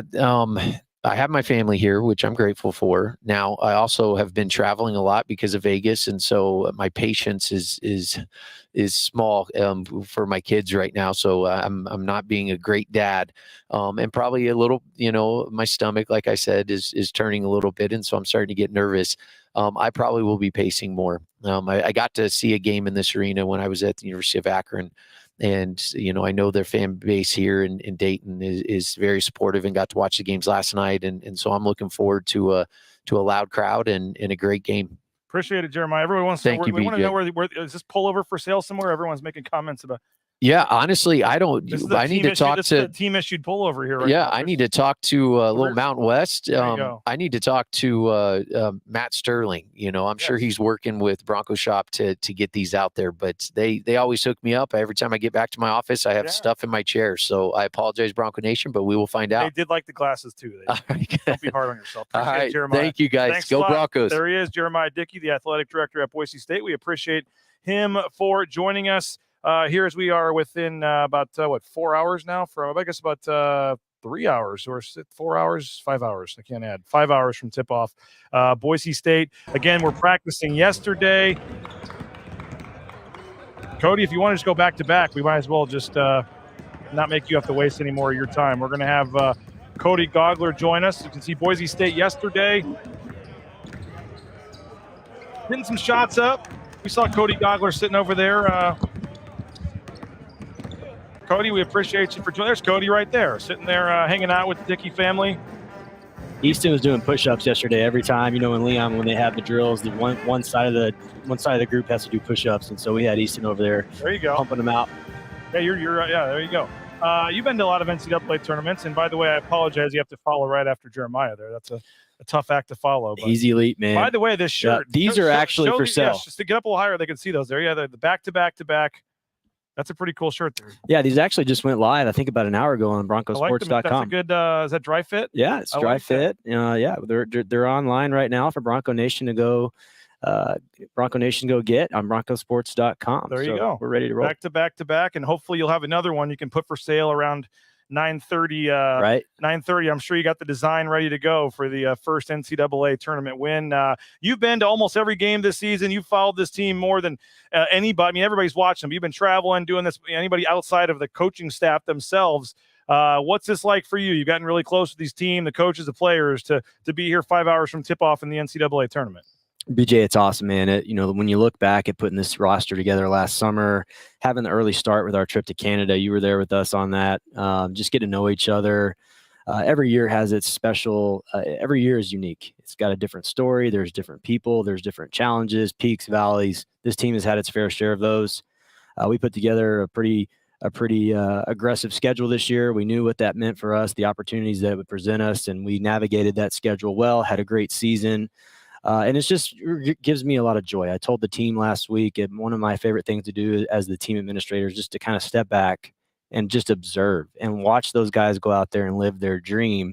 So getting in for the third consecutive year, some of these guys are playing for the first time ever. They're living their dream out tonight. So when you balance that with getting your competitive juices flowing, going out there trying to be a good Colorado team, that's what makes college basketball what it is. So, I think Jeremiah had mentioned this. We're kind of getting to that point now where, the gratitude of making the tournament is obviously there, but the expectations are to dance a little bit longer than the first dance. And I think you toe that line nicely, being the administrator and the fan out there on the sidelines. I give you crap for the slow, fist pump at Wazoo a couple years ago, but some of these games, they don't have enough spots on the bench. You're out there, next to Matt Boucher in the stands, and we see you getting into it. I mean, you are a basketball fan. And obviously, you're a member of the program, work for the university. I mentioned how close you are with these guys, but you live and die with some of these shots and games, man. I can't imagine what the feeling's going to be like for you tonight. Yeah, that's going to be cool. Going back to being the team administrator, it's not my job to, say yes or no, or do fundraising to find opportunities for this team. That's part of it. My job is to present myself in a way to create relationships, have every door open to every student athlete, just be one of the guys, be a part of the team. I love that. You have a long day, there's a lot that goes on from 7 to 7, just in the regular office hours. So to just be able to leave that for a little bit, go be a part of the team, that fills a lot of buckets for me. One of my favorite verses from the good word is from the book of Luke, to whom much is given, much is required. Been given a great responsibility by Jeremiah to be a part of this team, and I'm really, really grateful for that. It's a special group. I love these guys more than they'll ever know. What would it mean for you to be a part of the program that gets the first win in program history? It'd be really cool. Obviously, I've only been here for 3 years. So just, again, to be able to sit back and watch Leon and Bernie and Duryea and the Rice family reap the rewards of all of their labor, which would just be really cool for me. I've been very fortunate back to the Baylor days to see the whole tournament all the way through to the very end, which is awesome. But when someone like when I've had the opportunity to really be in the trenches on the day to day through everything in this program, getting a win tonight will be just as special. And so that's whenever you head into a game like tonight, your competitive juices start to rise a little bit, your emotions start to rise, and you just got to sit back and trust that they're ready for a night like tonight. Can we get another left-handed fist pump? Here we go. At some point, I mean, come on, we could turn it into a GIF or something. The most amazing thing about that was you did it before it even went. You could just see the angle of the ball. That's None right. of the coaches, nobody on the bench, they were just sitting there watching, and you already knew it was going in. I mean, you called the shot. Yeah, I could see. I think it was like an and one. Marmouche or somebody. I think Kejab was going up for a rebound, and what I saw from what I can remember is he was fouled, and I could see the official getting ready to blow his whistle, and so I was getting ready for the and one. That was a special game. Can't believe that was almost 3 years ago. By the way, Alexandra says sitting in her parent pickup line in Iowa with Boise State flags on the back of the windows. Jacob is driving around with my Boise flag in the Bay Area right now. So, I mean, there are fans from West Coast to East Coast watching Bronco Nation News and rooting for you guys. And you're even getting fans from around the Mountain West. I mean, it's crazy seeing some of the social media level. I usually can't stand, Max Rice, whatever, but tonight I hope he has 30 and I hope they win. I mean, I think that whole conference thing is even more galvanized this year with all the seating and everything. And it's been pretty cool to watch. It really has. And, another great opportunity for us tonight will be a standalone game in college basketball. All eyes on the Broncos and the Buffs. So great branding opportunity for us, a great opportunity to continue to tell our story. The Mountain West, we go through the gauntlet just like every other conference, play some very tough competitive games. But at the end of the day, we're here to support each other. Was really excited to see Colorado State have success last night. And then we've got a whole nother slate of games coming up on Thursday and Friday, and we're hopeful and excited to be a part of those as well. Even Vlad says leaving Fort Wayne, Indiana, coming to Dayton now. So you have at least one extra Boise State fan. They're excited for that. Kind of a similar question to Jeremiah, but just as you guys continue to build this, you set the single season attendance record for the program this year. He mentioned the sellouts. I know that the phrase is what's next, but in terms of continuing to build this basketball program, what is next? Are we getting closer to the project in the practice facility getting going? Just keep pushing ticket sales. What is next? I guess tonight would go a long way in helping be what's next and reach that next level. But what is kind of the future here of the program? Yeah, as Jeremiah said earlier, it's all the above. And it starts with Leon. He and I were actually joking yesterday, and I don't remember what the specific topic was, but I said told Leon, I said when the wheel stops spinning up there, I said that's whenever it's going to probably be time for you to call it quits. And he laughed. He said that'll never happen. So it starts with Leon. He's always looking towards what's next. We're doing that right now, whether it be preparing for our needs in NIL, preparing for the Ox Gym expansion project, getting ready for season ticket renewals and new season ticket sales to continue on that record that we were able to set this year. That's the mentality. It never stops. And so whether you win 1, 2, 3, 4, the whole thing this year, there's another group ready to roll next year. And if you have that service mindset, plan the work the plan mentality, which, I didn't really learn that from Jeremiah back to our Baylor days.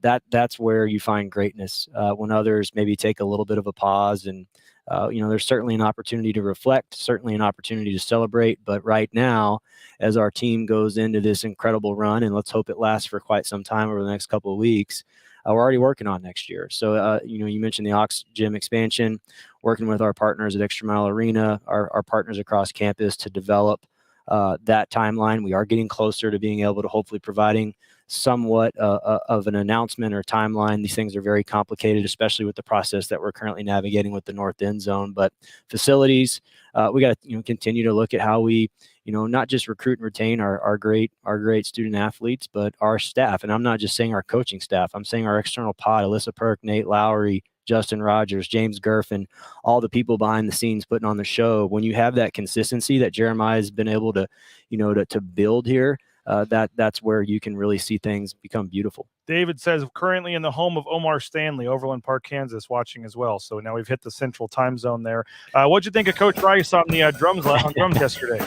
He never wastes a good opportunity to keep the energy going. I honestly thought he was joking when he said that he was going to go up there and do it. Phil Hartman, who's our band director here, was like, "Hey, Leon, I heard you can hit the sticks a little bit," and there he went. So, a perfect time for us to have March Madness Confidential following us around. I'm sure they got some great content. And that's special. That's Leon. They actually reached out to me today, and they asked for my video. They're going to play it on the game tonight. That's awesome. Because of the video, and I would assume, hopefully not the only moment, but on the One Shining Moment video, I'm sure we can probably get Leon Rice on the drums. And then he hits a half-court shot today at the buzzer during shoot-around. It's been kind of the Leon show the last 24 hours, which is a good omen. Somebody got some footage of that. Oh, absolutely. You know we did. I don't know if that's already been put out there or not, but that's the look on his face, by the way, when he did it, it's like he had a big fist pump here, like he just achieved some life goal. Look, he doesn't lack any confidence, and he does it with the humility. But also right there, that's just a human being living in their element, getting joy, and all the stress and pressure and everything that's going on. Playing a good buddy of his and Tad across the way on the other bench. That's just 45 seconds to a minute of him just having some fun and getting some joy, which is really, really cool to see. Well, you heard it. He hit it. Did you make the half quarter?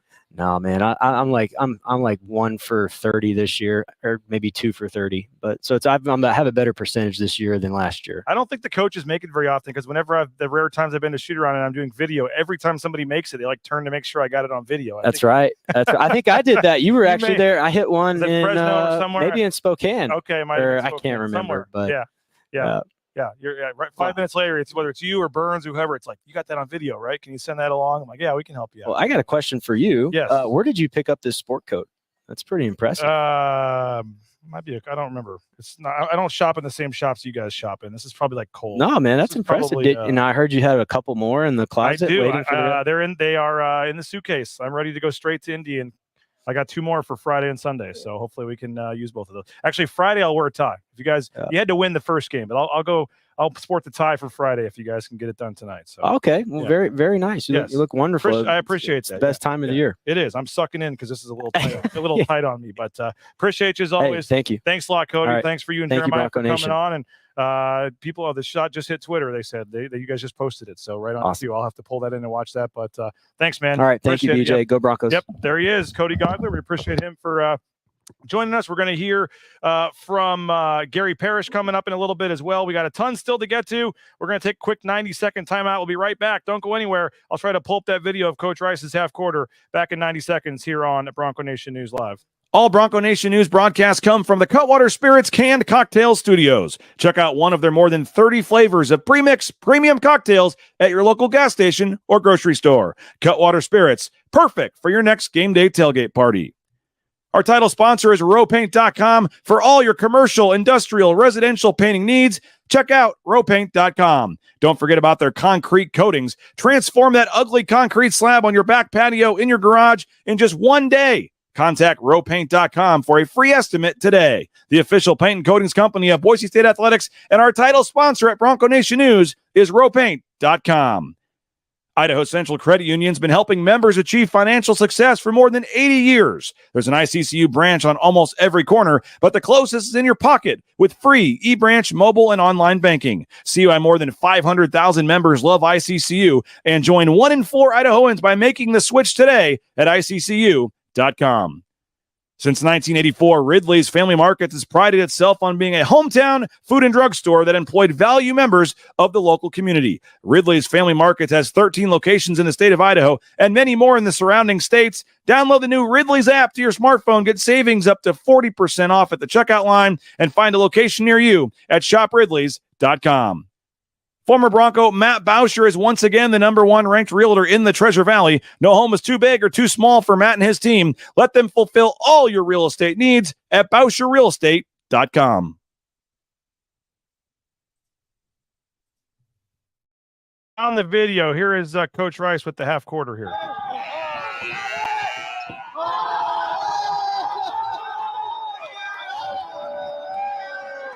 Look at the excitement level there. Coach Rice is so fired up. Oh, I'll try to play this again here. I don't think the volume's up pretty loud either.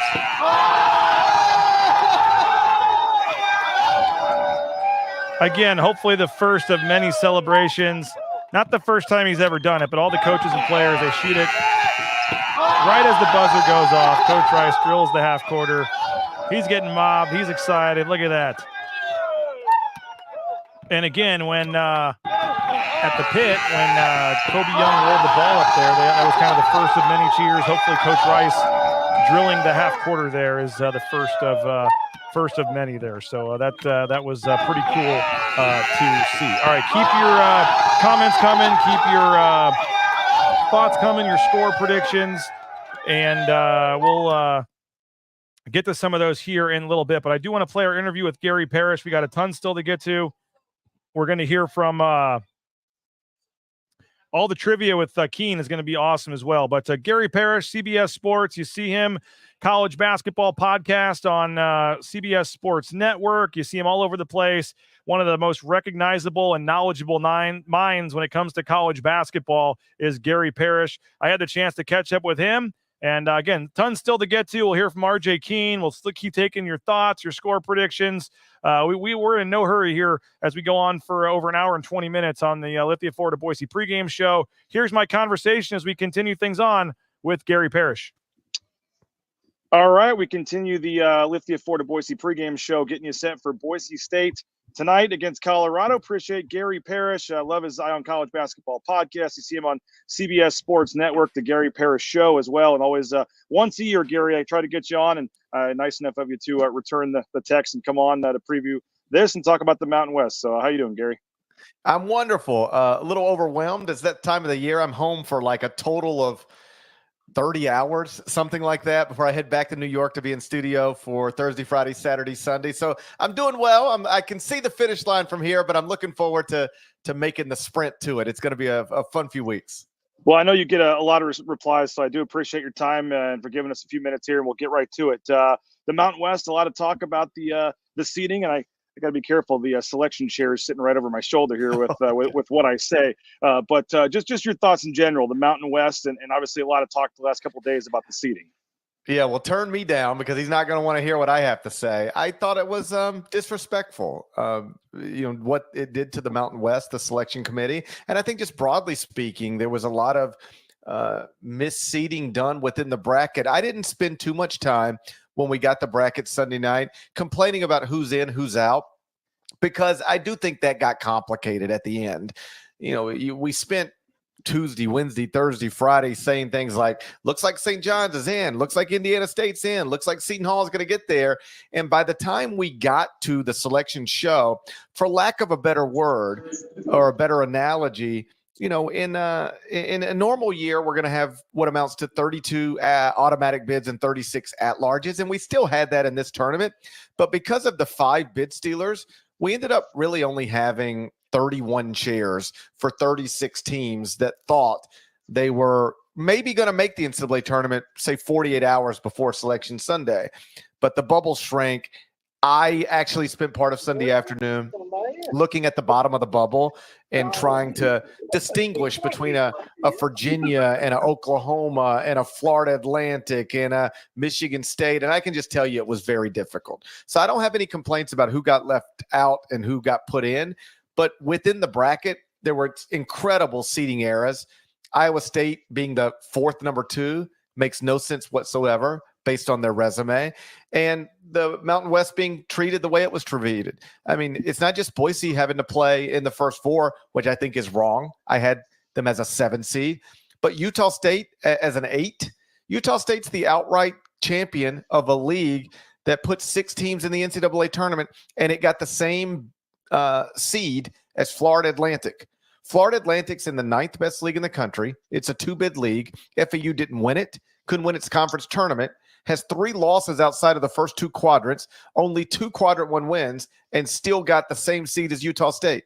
It makes no sense. So I, for one, will be rooting like crazy for the Mountain West, both tonight and then tomorrow night, and then throughout the NCAA tournament, because the way the committee treated them is it's just wrong. That's been one of the best leagues in the country all year, and the teams that came out of that league should have been seated more favorably than they were, broadly speaking.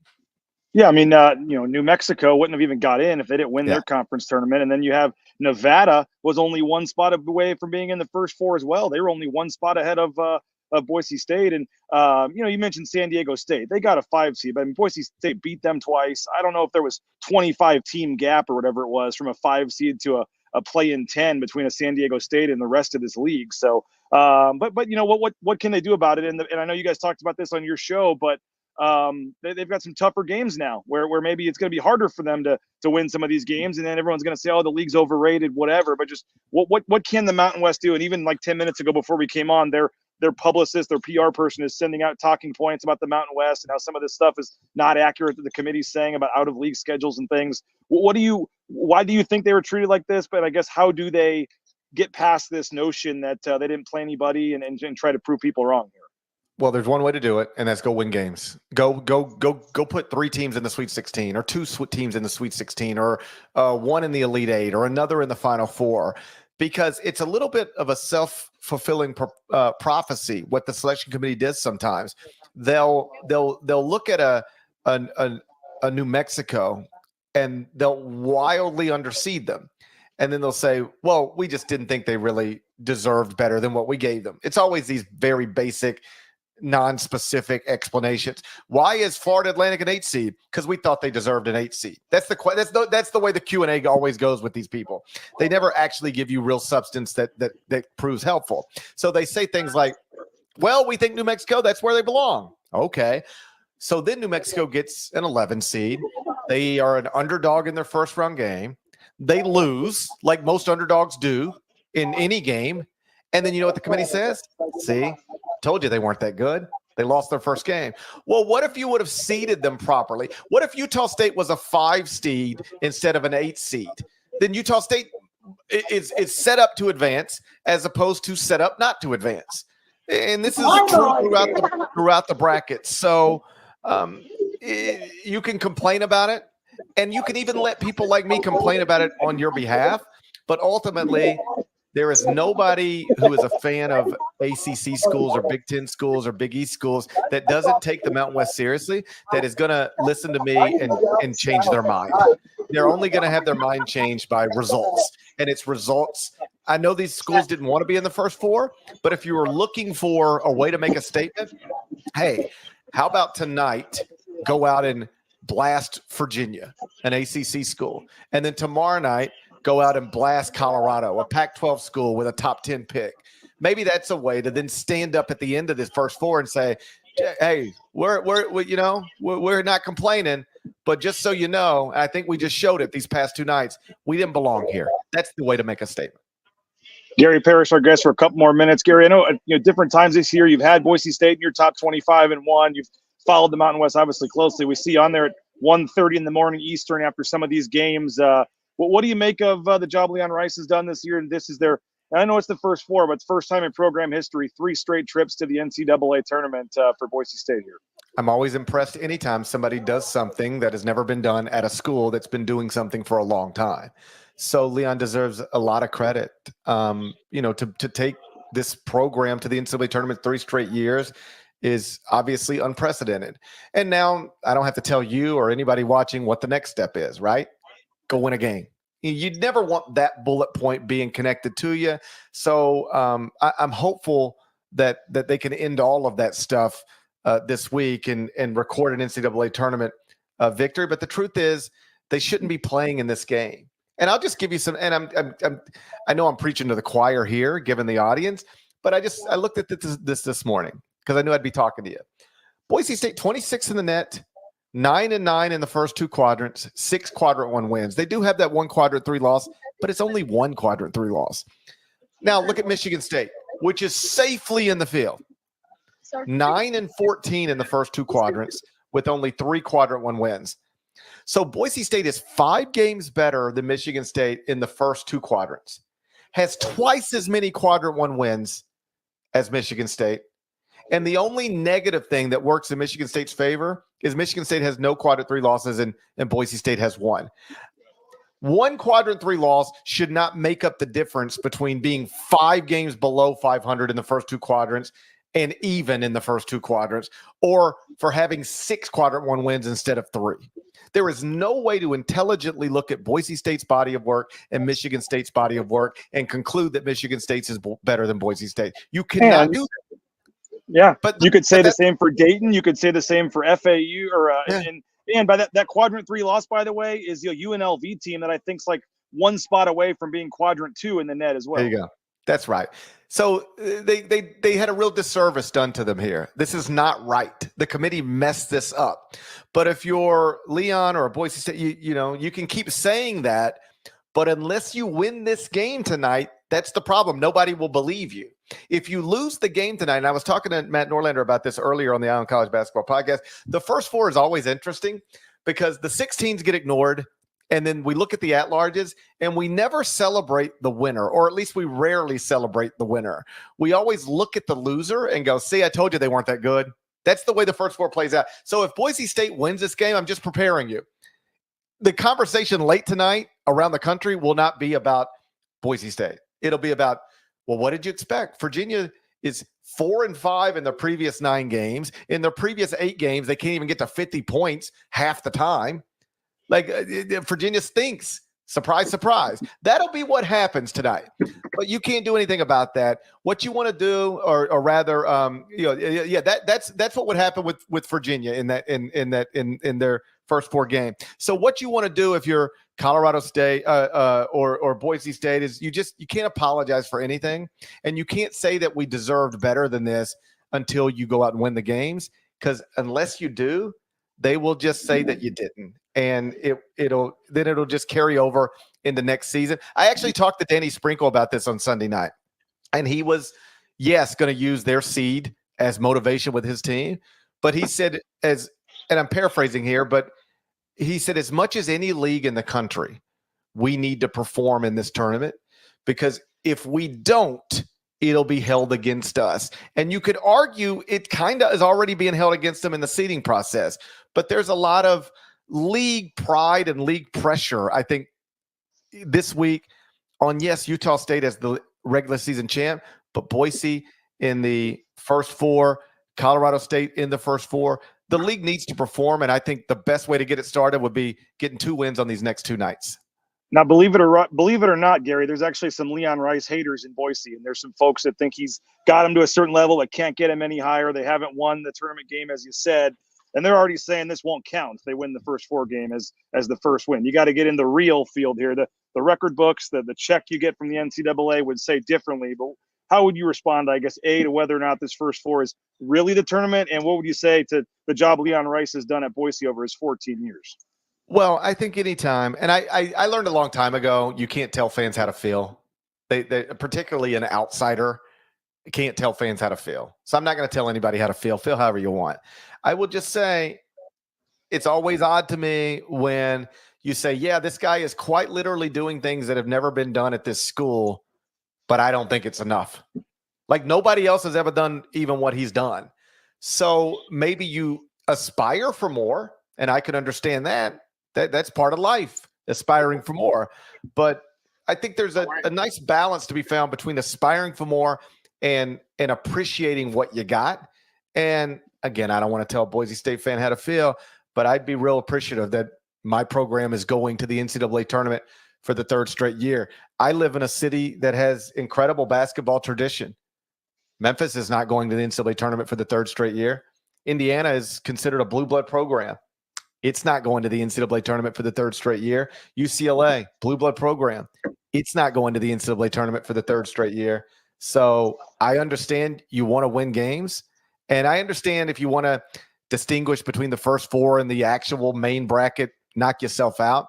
But if you go to Leon's Wikipedia page tomorrow morning, after they win this game, or rather, Thursday morning after they win in the first 4, if they do, forgive me, I'm confused on all my days. The schedule just runs together. Yes, we're taping this on Tuesday and playing it on Wednesday. Yes, there we go.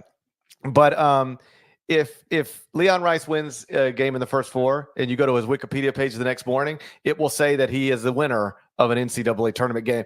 And I'll be honest, I used to hold the opinion, and I think I still do, that I don't like the 16 seeds going to the first 4 because I think you rob, like either Wagner or Howard is not going to have an opportunity to play a UConn or a Purdue or a Houston or a North Carolina.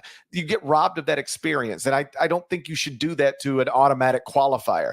But I've had coaches of 16 seeds actually tell me, in fact, I think TJ Otzelberger, who's the coach at Iowa State now, once was the coach of a 16 seed or something like that at South Dakota State. And he told me, whether he was a 16 or not, what he told me, and I've had other coaches say this to me as well, I like going to the first four as a 16 because at least you got a chance to win. You know, we can go play UConn in the round of 64. We're going to be beat by 30. So coaches who are coaching in the first four kind of like it because it gives them an opportunity, a reasonable opportunity to get a first NCAA tournament win in some cases. And if I were a Boise State fan, I think I'd be focused on that. Let's not nitpick it. We got an opportunity to get our first NCAA tournament win in Dayton. Let's go get it done in Dayton. And final thing, Gary, and I forgot you talk for a living, so I should have had less questions here. But final thing, just your thoughts on this matchup with Colorado. Obviously, Leon Rice, Ted Boyle are close friends. You mentioned the high-end talent. Some people are referring this in Boise to when they had to play Memphis a couple of years ago with all the NBA talent on Memphis's roster. I'm not sure if I'd quite go there, but obviously a very talented Colorado team, but a Boise State team that I think is pretty pissed off they're in this game and wants to prove some people wrong. How do you look at this matchup? It's a Colorado team that all season long, the metrics have liked them better than what the body of work suggested a human should appreciate, which is obvious in the numbers. 25th in the net, 26th at KenPom. Strength of record, which is less of predictive stuff and more of just like, what have you accomplished, is, in the mid 30s. Still, this is a quality basketball team, no matter how you cut it. They've got a great coach. They do have a probable lottery pick in Cody Williams, but they've got other guys. I mean, he's only their third leading scorer, so he's their best NBA prospect, but he's not their best player. It's a good team that was sort of off the national radar for much of the season, in part because of, they play out west. And secondly, there's not much attention on the Pac-12 because outside of Arizona and Washington State, there wasn't that much quality in that league. They got lucky to get 4 bids at the end of the day. So Colorado, I believe, is a favorite in this game. That would be based largely on computer numbers. Again, the predictive metrics really like the Buffaloes.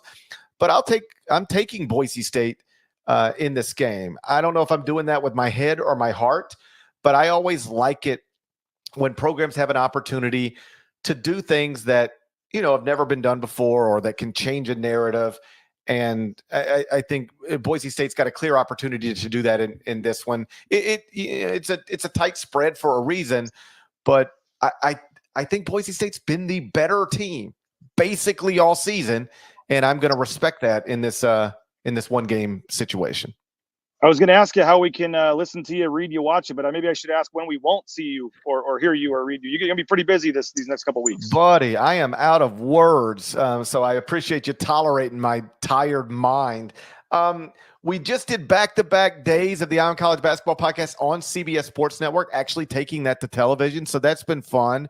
I'm flying back to New York in advance of Thursday's start of the main bracket. So I'll be in studio Thursday night, CBS Sports Network, Friday night, CBS Sports Network, Saturday night, and Sunday night, and we are recapping the day's events every single night on the Ion College Basketball Podcast. So it might be midnight, it could be 3 a.m, but when you wake up every morning, if you're looking for something to recap in the night before, the day before the tournament, we'll have it for you at the Ion College Basketball Podcast. You can subscribe anywhere you subscribe to podcasts, including Apple and Spotify. It'll be a busy few weeks, but fun as well.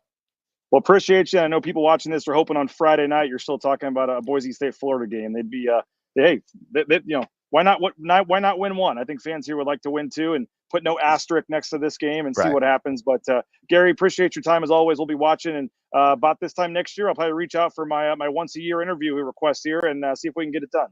I'll be here for you. I appreciate your time. Thanks for having me, man. And good luck to all those wonderful fans. I really do enjoy that league, enjoy that program. And I'm not rooting against anybody. I want to make that clear because you never know what's going to end up on a message board. But I'd like to see Leon get that NCAA tournament win, and hopefully it happens. I was just hoping you were going to do the interview in your Boise State shorts. I got them. I got them downstairs. I'll be honest. It might not look like it, but I've lost a little bit of weight over the past year. They're a little big on me now, so I'm having to use the drawstring more than I used to. We're gonna. But I do still have them. I do still rock them. We're gonna send you a new pair or something here pretty soon. Then I guess maybe I'll get a new pair. But I do. Thanks, in terms of my basketball shorts, it's probably Grizzly shorts, Met shorts, and I'm not exaggerating. Boise State shorts are the ones I wear. Like those are my 3 go-tos. So good luck. Good luck to everybody. Appreciate it, Gary. There he is, Gary Parrish. We appreciate him. You see some of the Boise State players. They are heading by, getting ready for one final film session and a pregame meal, and then their final meetings and things before they get set to head over to UD Arena. There goes Big Mo Silla walking by. A lot of the players have walked by and are making their way in to the meeting room. As I said, they'll have one more film session, I believe, a pregame meal, a meeting, a final talk from Coach Rice, and they will go get set to head over to the arena. We are exactly 2 hours away from tip-off in the first game. So I've seen Montana State. I think their meeting room is right behind us. We've seen a lot of the Montana State players walking by. Kind of fun being over here in the team hotel and seeing players walk by, coaches walk by, and certainly going to be fun to get over to UD Arena and see the action heading over there. There's Mr. Ugbo right there. You got Chibuzo Abo, so they're getting ready to go get ready for the game tonight, and looking forward to getting over there to UD Arena. That's a pullover that Ugbo had on. I need to get that. That was pretty nice. We're taking your score predictions, your thoughts. Cam Martin's going to have a big game tonight, I think. There you go. He's going to 7th-year senior. I think he's going to be one of those cool stories for March Madness here, as you see Cam walking by and getting ready for the pregame meal tonight. So appreciate the Marriott for letting us hang out here in the hallway. And you can see, I believe, the Montana State meeting room right behind us, Boise State down the hall a little bit, but giving you a little bit of the pregame flair and seeing the players walk by in the hallway here. So hopefully you guys are enjoying this as we continue to get you set for tip-off. We want to know, we had somebody, I think they said they were in Boone, North Carolina. We've had somebody in the Bay Area. So let us know where you're watching from, all the various score predictions and shout outs. And we're happy to always enjoy hearing from folks and see who's watching from furthest away. So appreciate all you guys. We had a couple New Mexico trolls, it looked like, that jumped in towards the beginning. We got rid of them pretty quickly. And otherwise, I think it's been pretty tame in the chat here as we go on for a record 1 hour and 42 minutes on the pregame show here. There's Alex Martin. You saw him in the video yesterday. Had a couple big buckets in the March Madness pickup game for the walk-ons yesterday. That was pretty cool to see. And as I said, I showed this photo earlier, but this journey started way back in Canada, back in July. 3 exhibition games in Canada. They got to practice all July and get ready for that. And then now here they are on the floor at March Madness in the NCAA tournament. It's pretty cool and pretty crazy to think about where this team has come in this journey. We're going to do some March Madness trivia here in just a second, but want to thank Lithia Ford of Boise. LithiaFordOfBoise.com. Check them out. View their full inventory of vehicles. Do what the Raines family did. Purchase your F-150 from Lithia. You will not be disappointed with LithiaFordOfBoise.com. Taco Bell, great food, and they're hiring. TacoBellWorks.com. You get half your wages the next day after your shift and free food while you work. Thanks to the SON Management Group, the Nicolason family. Check them out. TacoBellWorks.com. You need your Boise State gear, the Blue and Orange Store. BlueandOrangeStore.com has all your Boise State gear. Check them out at the Blue and Orange Store. Again, free shipping, any order over $40, and you can get more information. Find them online at the Blue and Orange Store.com. Our friends at Transportation Compliance Service as well. Transcomservice.com. If you're wanting to get in the trucking industry, all the permits and things you need to get out there towing that first load in no time, let the folks at Transportation Compliance Service take care of you. And if you need some coffee, not going to need it as much in back in Boise, although you may need it for the post-game show. Hopefully we go 2 hours tonight after Boise State wins. So BroncoBrew.coffee to get that coffee And again, roasted, order coffee, and in many cases, within 24 hours, it's right there at your doorstep. Timberstone Golf Course, perfect time to get out there and book that next round. PlayTimberstone.com. They got a lot of new features, new water dispensers this year, water stations. They got some new carts and things. So make sure you check out all the good stuff at Timberstone Golf Course. And, of course, Lean Feast. LeanFeastMeridian.com. They got Tyson Degenhardt on the NIL deal. They got a lot of other great Boise State athletes, Ashton Genty as well. So check them out. LeanFeastMeridian.com. Our friends at Lean Feast, we appreciate them for their support. We're taking your score predictions, your comments, your thoughts.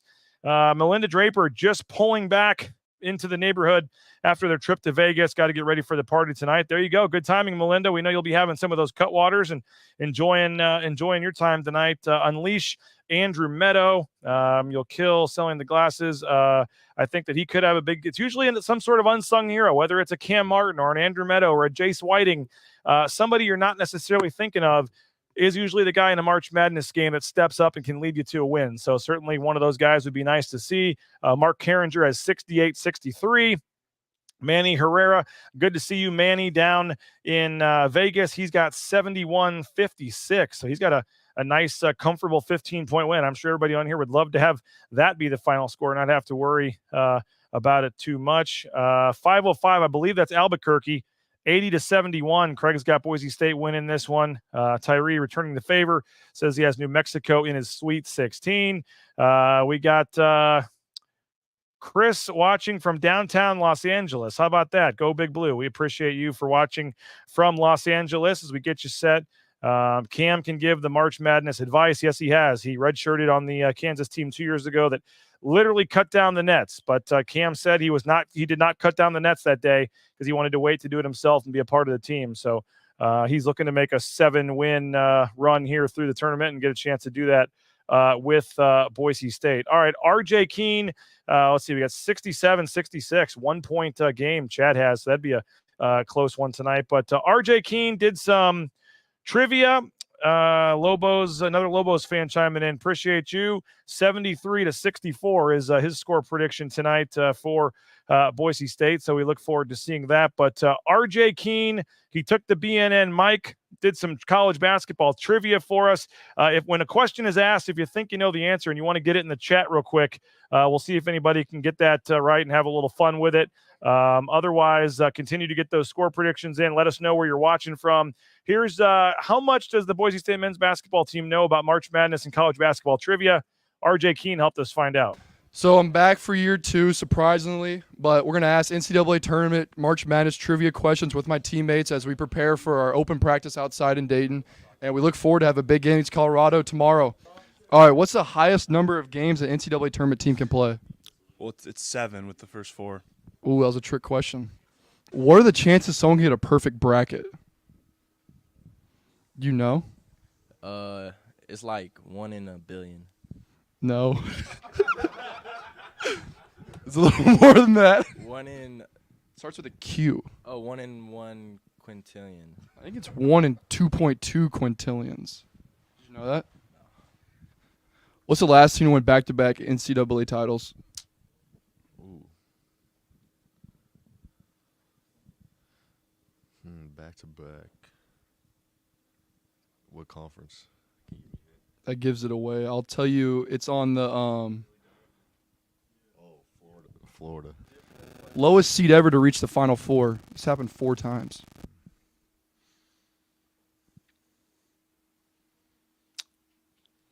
$11. Correct. Can you name all 4 of them? I name all 4. Can you at least name 2 of them? Let's see, we got Loyola, and then we got This team is known from going to Dayton to the Final Four. VCU. Correct. Where did Shaquille O'Neal play his last college basketball game in the NCAA tournament? Boise. Name the arena. Taco Bell. I don't think it was called that, but I'll allow it. The Pavilion. But that is a good... that's a good question. I'm smart like that. 2018 Final Four. I'm going to give you 3 teams. Which ones are missing? Michigan, Villanova, and Kansas. Loyola Chicago. What's their center's name? Oh, Cam Crutwig. Correct. What's their point guard name? He's a coach. Clayton Custer. Oh, dang, he's educated. All right, I'm going to give you 3 Final Four teams from 2017. You just got to name the final one. Okay. You were around then, right? High school still? All right. North Carolina, Gonzaga, and Oregon. I'm pretty sure this team beat Syracuse in the Elite Eight. I already said Oregon, Bernie. Yeah, I said Oregon. This team is a 6th seed in the NCAA tournament this year. 2017. They are not in the Big 12. South Carolina. All right, this is ridiculous that everyone is. What was the lowest seed ever go the NCAA national championship game in Division I? 8. Correct. What team? Syracuse. I think that's yeah. You're right, but there's another team. Can you name the other team? The other A seed? Yeah. No, I cannot. I'm pretty sure it's Cardiac Kimba, right? Oh, UConn. Yeah. And Gordon Hayward did it too, I think. As an 8? Pretty sure. I'm here with the one and only Andrew Meadow. What's good?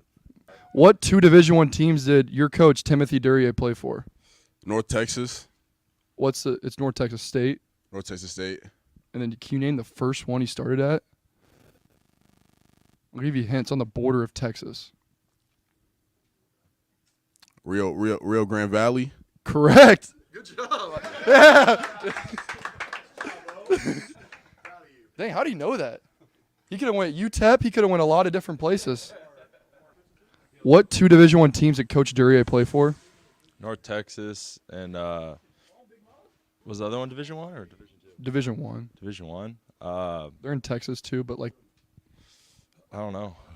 Rio Grande Valley. Can you name this logo? McNeese. It's Longwood.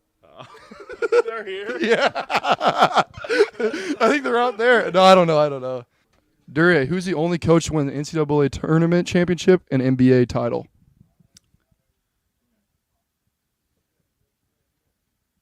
I should know this. The last coach and the only coach to win an NBA title and a national championship in Division I. Steve Kerr. Oh, what? No. Can I get an era? I want to give you a hint, but I feel like that would give it away too much. Probably will. We played against him before. I should know this. This is not hard. What's the question? So to win an NCAA title and an NBA title. Oh. We played him in the last 2 years. He was on a bench.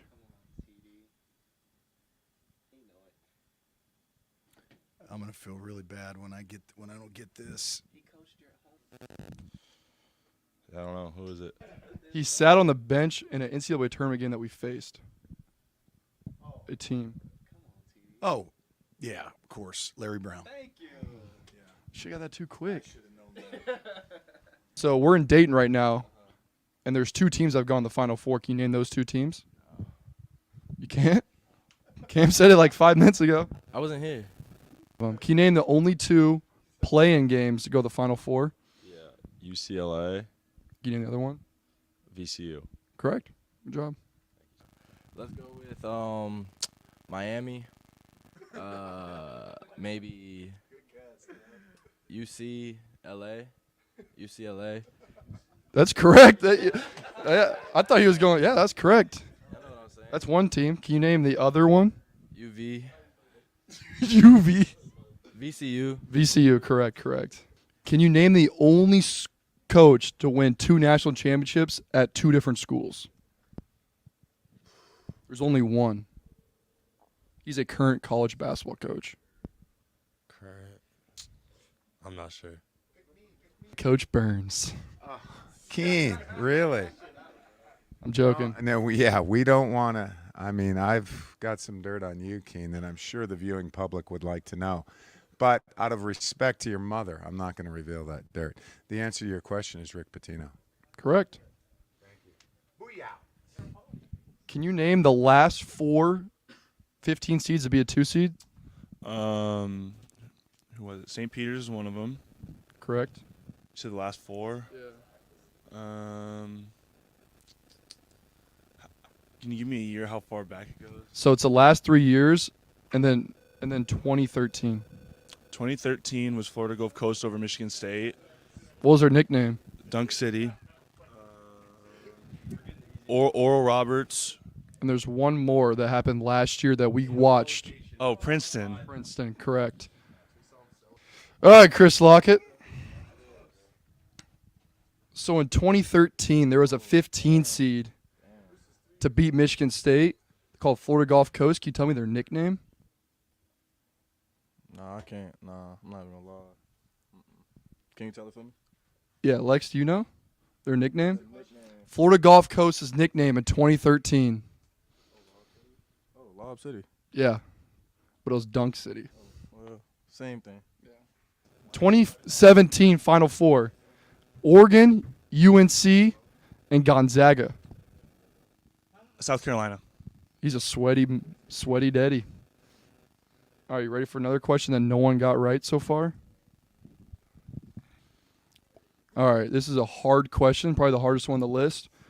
What's the song that plays after the national championship game? I'm not sure, to be honest. It's like the most famous song. I don't know the name of it. All right, Omar, what's the final song they play after the national championship game? What's that called? I don't know. You can't sing it? But you know, like, there's a song that plays. Yeah.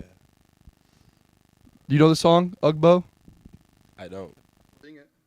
What's the? I really don't know the song. I was like, we are the champions. The video highlight we had that we've watched it 1,000 times. Oh. You know what that's called? Nah, it's by Luther Vandross though. Ain't it? Yeah. Bro, I don't. After the national championship game, a song gets played. What's that song called? One Shining Moment. Correct. Can you sing it for me? No. Nah. Yeah. Ball is tipped. There we go. No, it's One Shining Moment. It's one shining moment. Yeah. One shining moment. Okay, can you sing it for us? One shining moment. There it is. Good stuff from our man, R.J. Keene. By the way, the Montana State band has overtaken the lobby. They're waiting for Montana State to exit and head out, so you should be able to hear some of that music. This was a short time ago.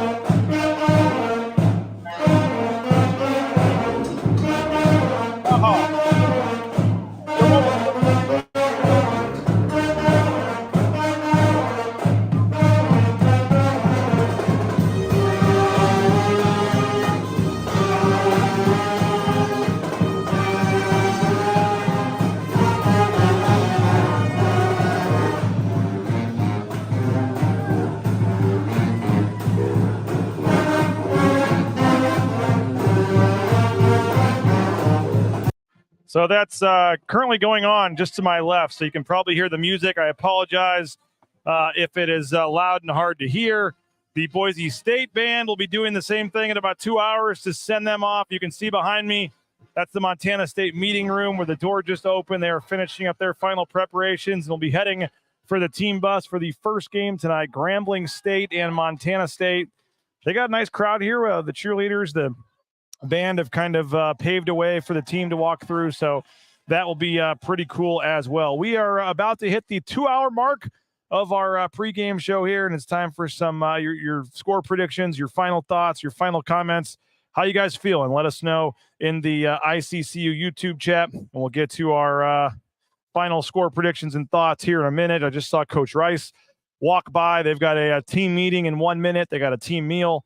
And they're continuing their preparations. They're used to the schedule for a 9 o'clock start time. They've done that, unfortunately, a couple times this year. So, including just last week at the conference tournament and at the Nevada game. So, I think like 2 of their last 4 games or something, 2 of the last 3 games have been at 8:30 or 9 o'clock. So, nothing new for them. Sorry, this cord's in my way here, but we were having a lot of fun. Appreciate you guys. 2 hours for the live pregame show here. We couldn't do it right before the game because obviously they've got they don't allow, due to NCAA rules, live streaming in the arena. We're going to try to do the postgame show live. I don't know all the exact rules, but I'm hoping we'll have to do the press conferences in the open locker room first.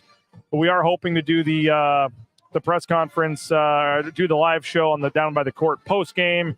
If not, I'll hurry back to my hotel. We will have a full postgame show tonight here on the rowpaint.com postgame show. So just stay tuned to social media. We'll let you know what's going on. But they'll have an open locker room. They'll have coach and players at the podium. So hopefully it's a celebration tonight for Boise State. And Braden, I'll give you a free subscription to BNN for life if your score prediction holds through. He's got 105-0. Will tonight be the end of the KJ Mack curse? 74-68 is what Robbie's got here. It's just basketball. He says, I don't know what I'll do with my life. You'll root for the football team, and you'll get ready for next year's basketball season. It's just a game. It's just for fun. Obviously, for your guys' sake, I hope Boise State gets it done for all of you guys. I'm not a fan, but I certainly helps business, and I do better when the team wins. Everybody's in a better mood. So certainly for Leon and the personal relationships that I've got to know with a lot of these players and coaches, I would love to see them get it done tonight and make history with that first NCAA tournament win. Ben's got 76-68. Good guys. Broncos win 75-62. Thank you, Braden. Appreciate that. RJ is a riot. Degenhart bringing it. Yeah, Tyson, I don't think he got stumped once. Tyson Degenhart knew all the answers to his questions. Jason says, I hope that the team stays intact for next year. Look like they're really enjoying being around each other. Yeah, I mean, I know now's not the time probably to look ahead to next year. Maybe that'll be for the post-game show. Hopefully not till Friday or Sunday or beyond. But you look at this team, potentially 4 starters coming back, some key reserves coming back. Obviously, Max and Cam are going to be big losses, but I don't think there's any doubt if everybody comes back, next year's team should be, and I'll say this, significantly better. And you're talking about a team that's already in the NCAA tournament right now being better next year. So this is certainly an opportunity for Boise State to continue to move this thing in the right direction. And as Chibuzo Abo said in his press conference yesterday, what it would do for Boise State, just for the momentum for this program, to get their monkey off that back, get that first NCAA tournament win. It would obviously just be huge for this program moving forward if they're able to get it done. And again, they're literally in the meeting room right behind me, watching film, having meetings, eating their pregame meal, and really, preparing and locking in for this game tonight. So, it's getting closer. We're waiting for Montana State to exit their meeting room. Their bus is already out front. You can hear the band, I assume, over to the side here playing and making some noise as they get ready to load up here in a few minutes. Gerald saying 23 for 25 at the free throw line. If that happens, Boise State's probably going to win tonight. I'll guarantee you Boise State will win if they go 23 of 25 from the free throw line. That is certainly, with the way fouls are being called in the tournament, you're probably not going to get to the line 25 times. But, hey, you never know. Omar Stanley starting strong, likely will determine this game. When he's slow to start, they seem to really struggle. I mean, in general, we've talked about it. Boise State has not had the lead in either of their 2 past games in the NCAA tournament. They did not have the lead against Memphis, got down by 19, cut it to 5, could not pull it off. And then in the Northwestern game last year, we're down 6 at the half. They fell down 20-10 at one point, down 6 at the half, tied it up in the second half, but never took the lead. So certainly Boise State, that, it's obvious. You got to have the lead to win the game, but certainly it's a situation where you need to get off to a good start, whether it's Stanley, whether it's Degenhart, Rice hitting a couple threes, whether it's Buzo getting in on there. You cannot fall behind early again and let the nerves settle in against a good Colorado team. So you got to get off to a hot start, hit some shots, and get a lead. Play from ahead for once, get some confidence going, not be trailing. That would be really, really nice to see Boise State come out and get a lead early in the game. I'm not sure if you guys can hear the music or not in the background, but the band is literally about 10 feet from me over off this direction, so I apologize for that. But we're making it a little festive, making some atmosphere here. You see Mosilla. There's Max Rice right there walking by, getting ready for tonight's game. Boise State, as you can see, probably going with the white uniforms tonight. So Boise State will be going with the white uniforms. They're the home team on the scoreboard tonight. Believe against Northwestern last year, they wore blue uniforms. I think they won. Let's see. I think they had white uniforms against Memphis because they were technically the 8 seed. Memphis was the 9 seed. So, I think that it's going to be a lot of fun and looking forward to it. And I think tonight's the night they can make some history. Why not? You just saw Coach Rice walk by. Ask Karen where she bought your sport coat. I bought this myself, actually. I think this was a Kohl's discount special at Kohl's, actually, to be honest with you. And I do have another navy blue sport coat, and I have a tie that I'm ready to bust out for Friday. So if Boise State can win this, drive tomorrow up to Indianapolis, and I'll sport the tie on Friday's game. How about that? We'll call it a deal. Let's see. Am I still really live? That's awesome. Yes, we are 2 hours and 5 minutes. We are keeping this thing rolling. We've had Abe Jackson 2 hours ago. I don't know what he's been doing the last 2 hours, but he kicked off our show at 1 o'clock Mountain Time. We had Jeremiah Dickey. We've had Cody Gogler, Gary Parrish. We've had Leon Rice and Tad Boyle talking about their relationship together. And as you can hear the band in the background, Montana State getting ready, and you're kind of getting the juices flowing a little bit. You're hearing the band. They're all going crazy in the lobby. This is the times I wish I was not covering the game and I could go have a Mick Ultra or a rum and diet and start enjoying this as a fan. I love March Madness, love this time of year. As you guys know, I'm a Kansas alum, so I've had a chance to watch my team win a championship twice during my lifetime, which is hard to believe. But here comes Coach Rice walking by the way.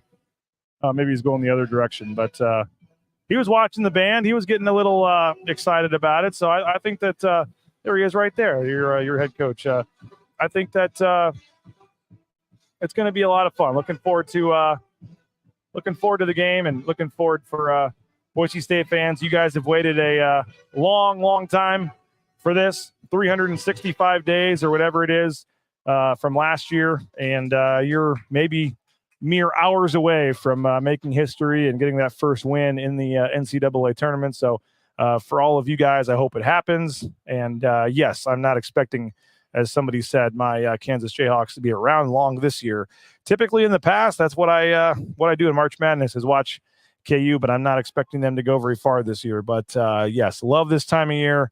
Love March Madness. And, just like you guys, you're fans waking up on game day. It's much more fun, as I was talking about with Abe Jackson at the beginning of the show. It's much more fun to cover a team that's winning, cover a team that's in the tournament and playing big games. And so one of the reasons I moved out here was because of Boise State football and what they had done. When I took this job at the Idaho Press newspaper 11 years ago, they were playing about 2 days later after I accepted the job.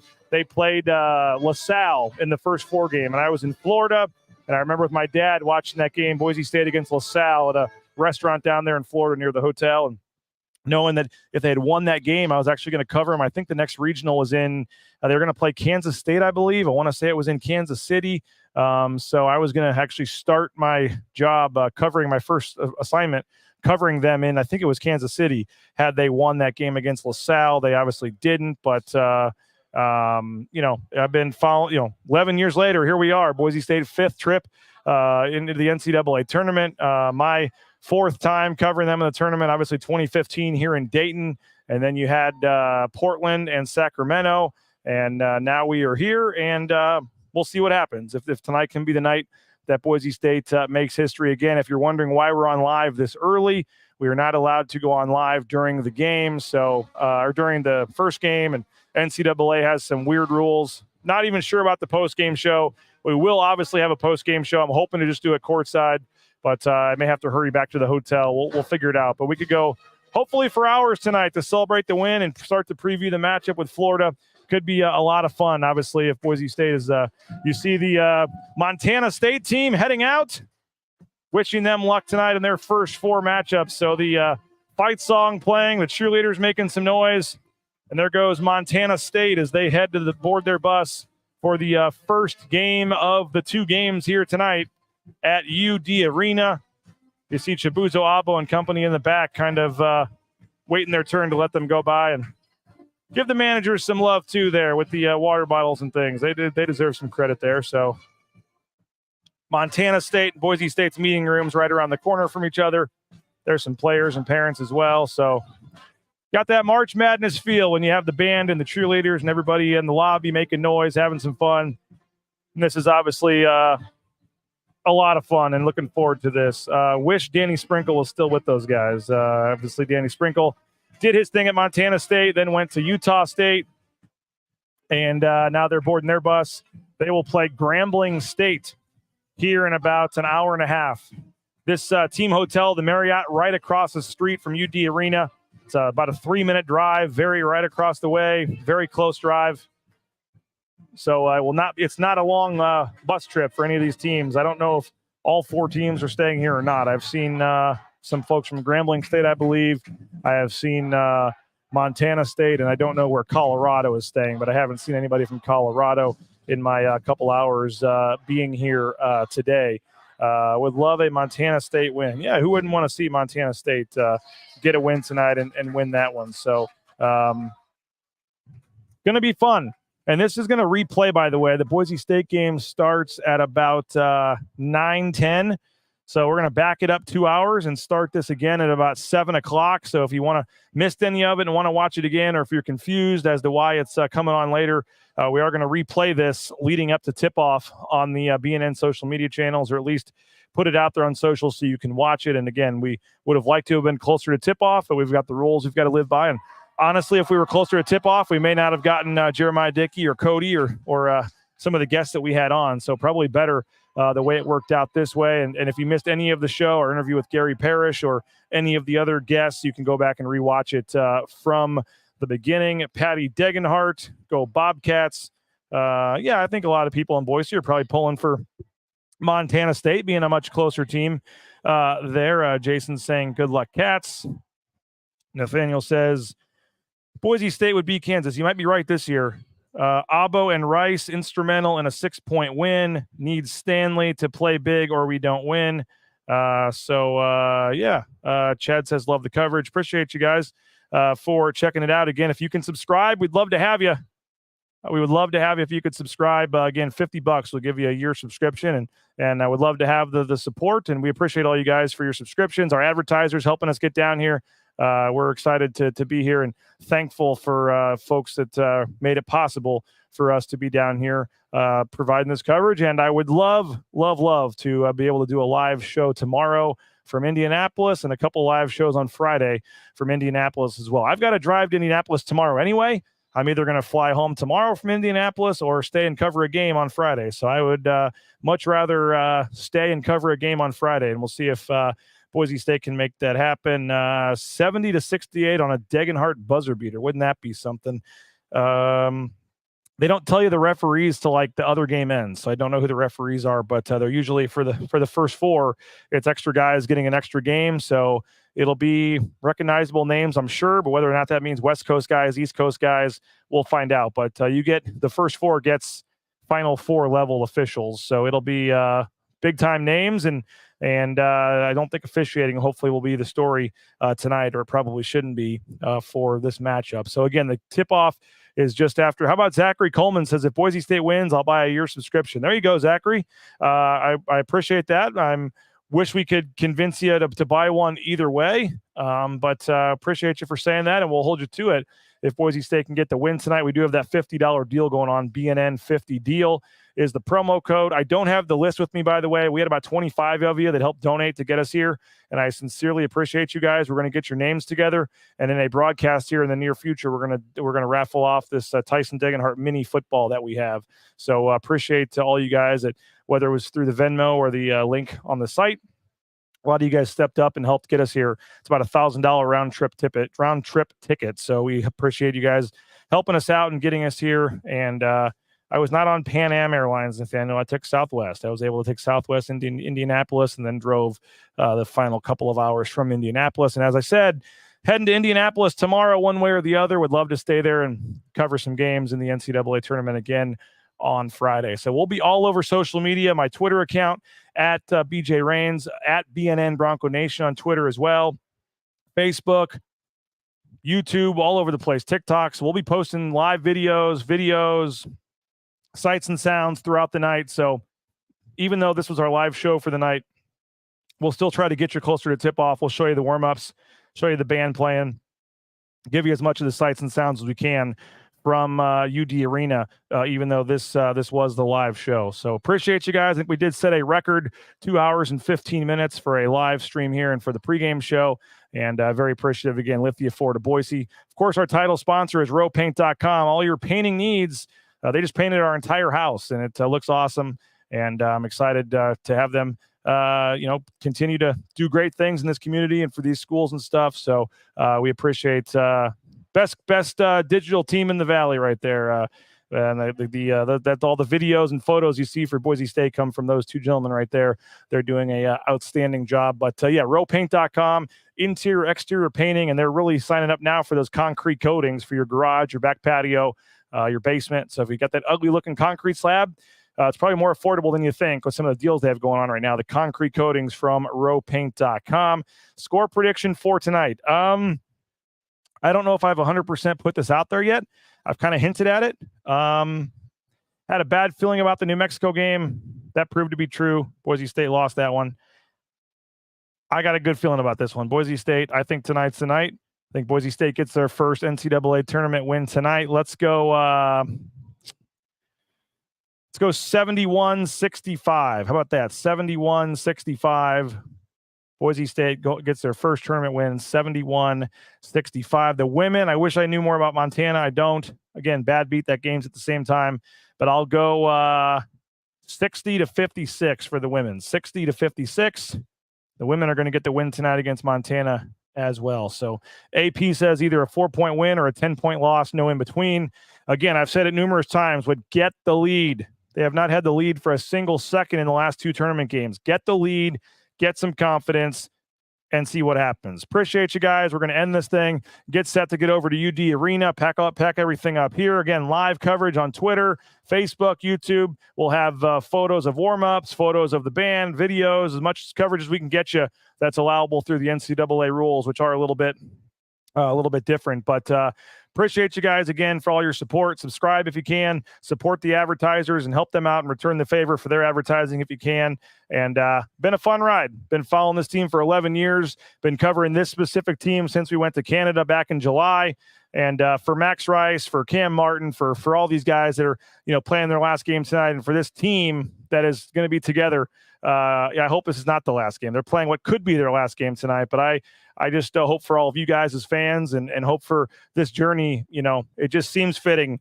Tonight's the night for Boise State to hopefully make history and get to that field of 64 on Friday to play Florida. So enjoy the game tonight. Have some cutwaters. We will talk to you periodically on social media from UD Arena. And again, wish I was there having a cold one with you, but enjoy it. It's going to be a lot of fun tonight. And I really do hope for you guys as fans, for these players, for these coaches, it'd be pretty darn cool. Why not make some history tonight? I think they get it done. Get that first win in program history, and it'll be fun on the post-game show, hopefully tonight. We'll go all night tonight if we want, so stay up late with us. We'll have some fun after the game, after a Boise State win. So enjoy it. We'll talk to you from UD Arena. Again, thanks a lot. 2 hours and 18 minutes, a new record for a live stream at BNN for the pregame show. We'll go that long on the postgame show, too, if they win, and come join and hang out with us afterwards as well. So that'll do it for all of our guests, for my amazing, beautiful wife, Karen Rains, and my kids, Naismith and Nelson, watching down in Florida with my parents. Love you guys. See you soon, but hopefully not too soon. Maybe a couple more days if Boise State can get a win or two and keep this thing rolling. For all of our subscribers, advertisers that are letting me live out my dream, love all of you and thank all of you so much. And enjoy the game. Good luck to Boise State. We'll talk to you shortly from UD Arena. This is BJ Rains wrapping up the longest pregame edition of the Lithia Ford Boise pregame show in Bronco Nation news history. Hopefully more history to come tonight. And we'll talk to you soon.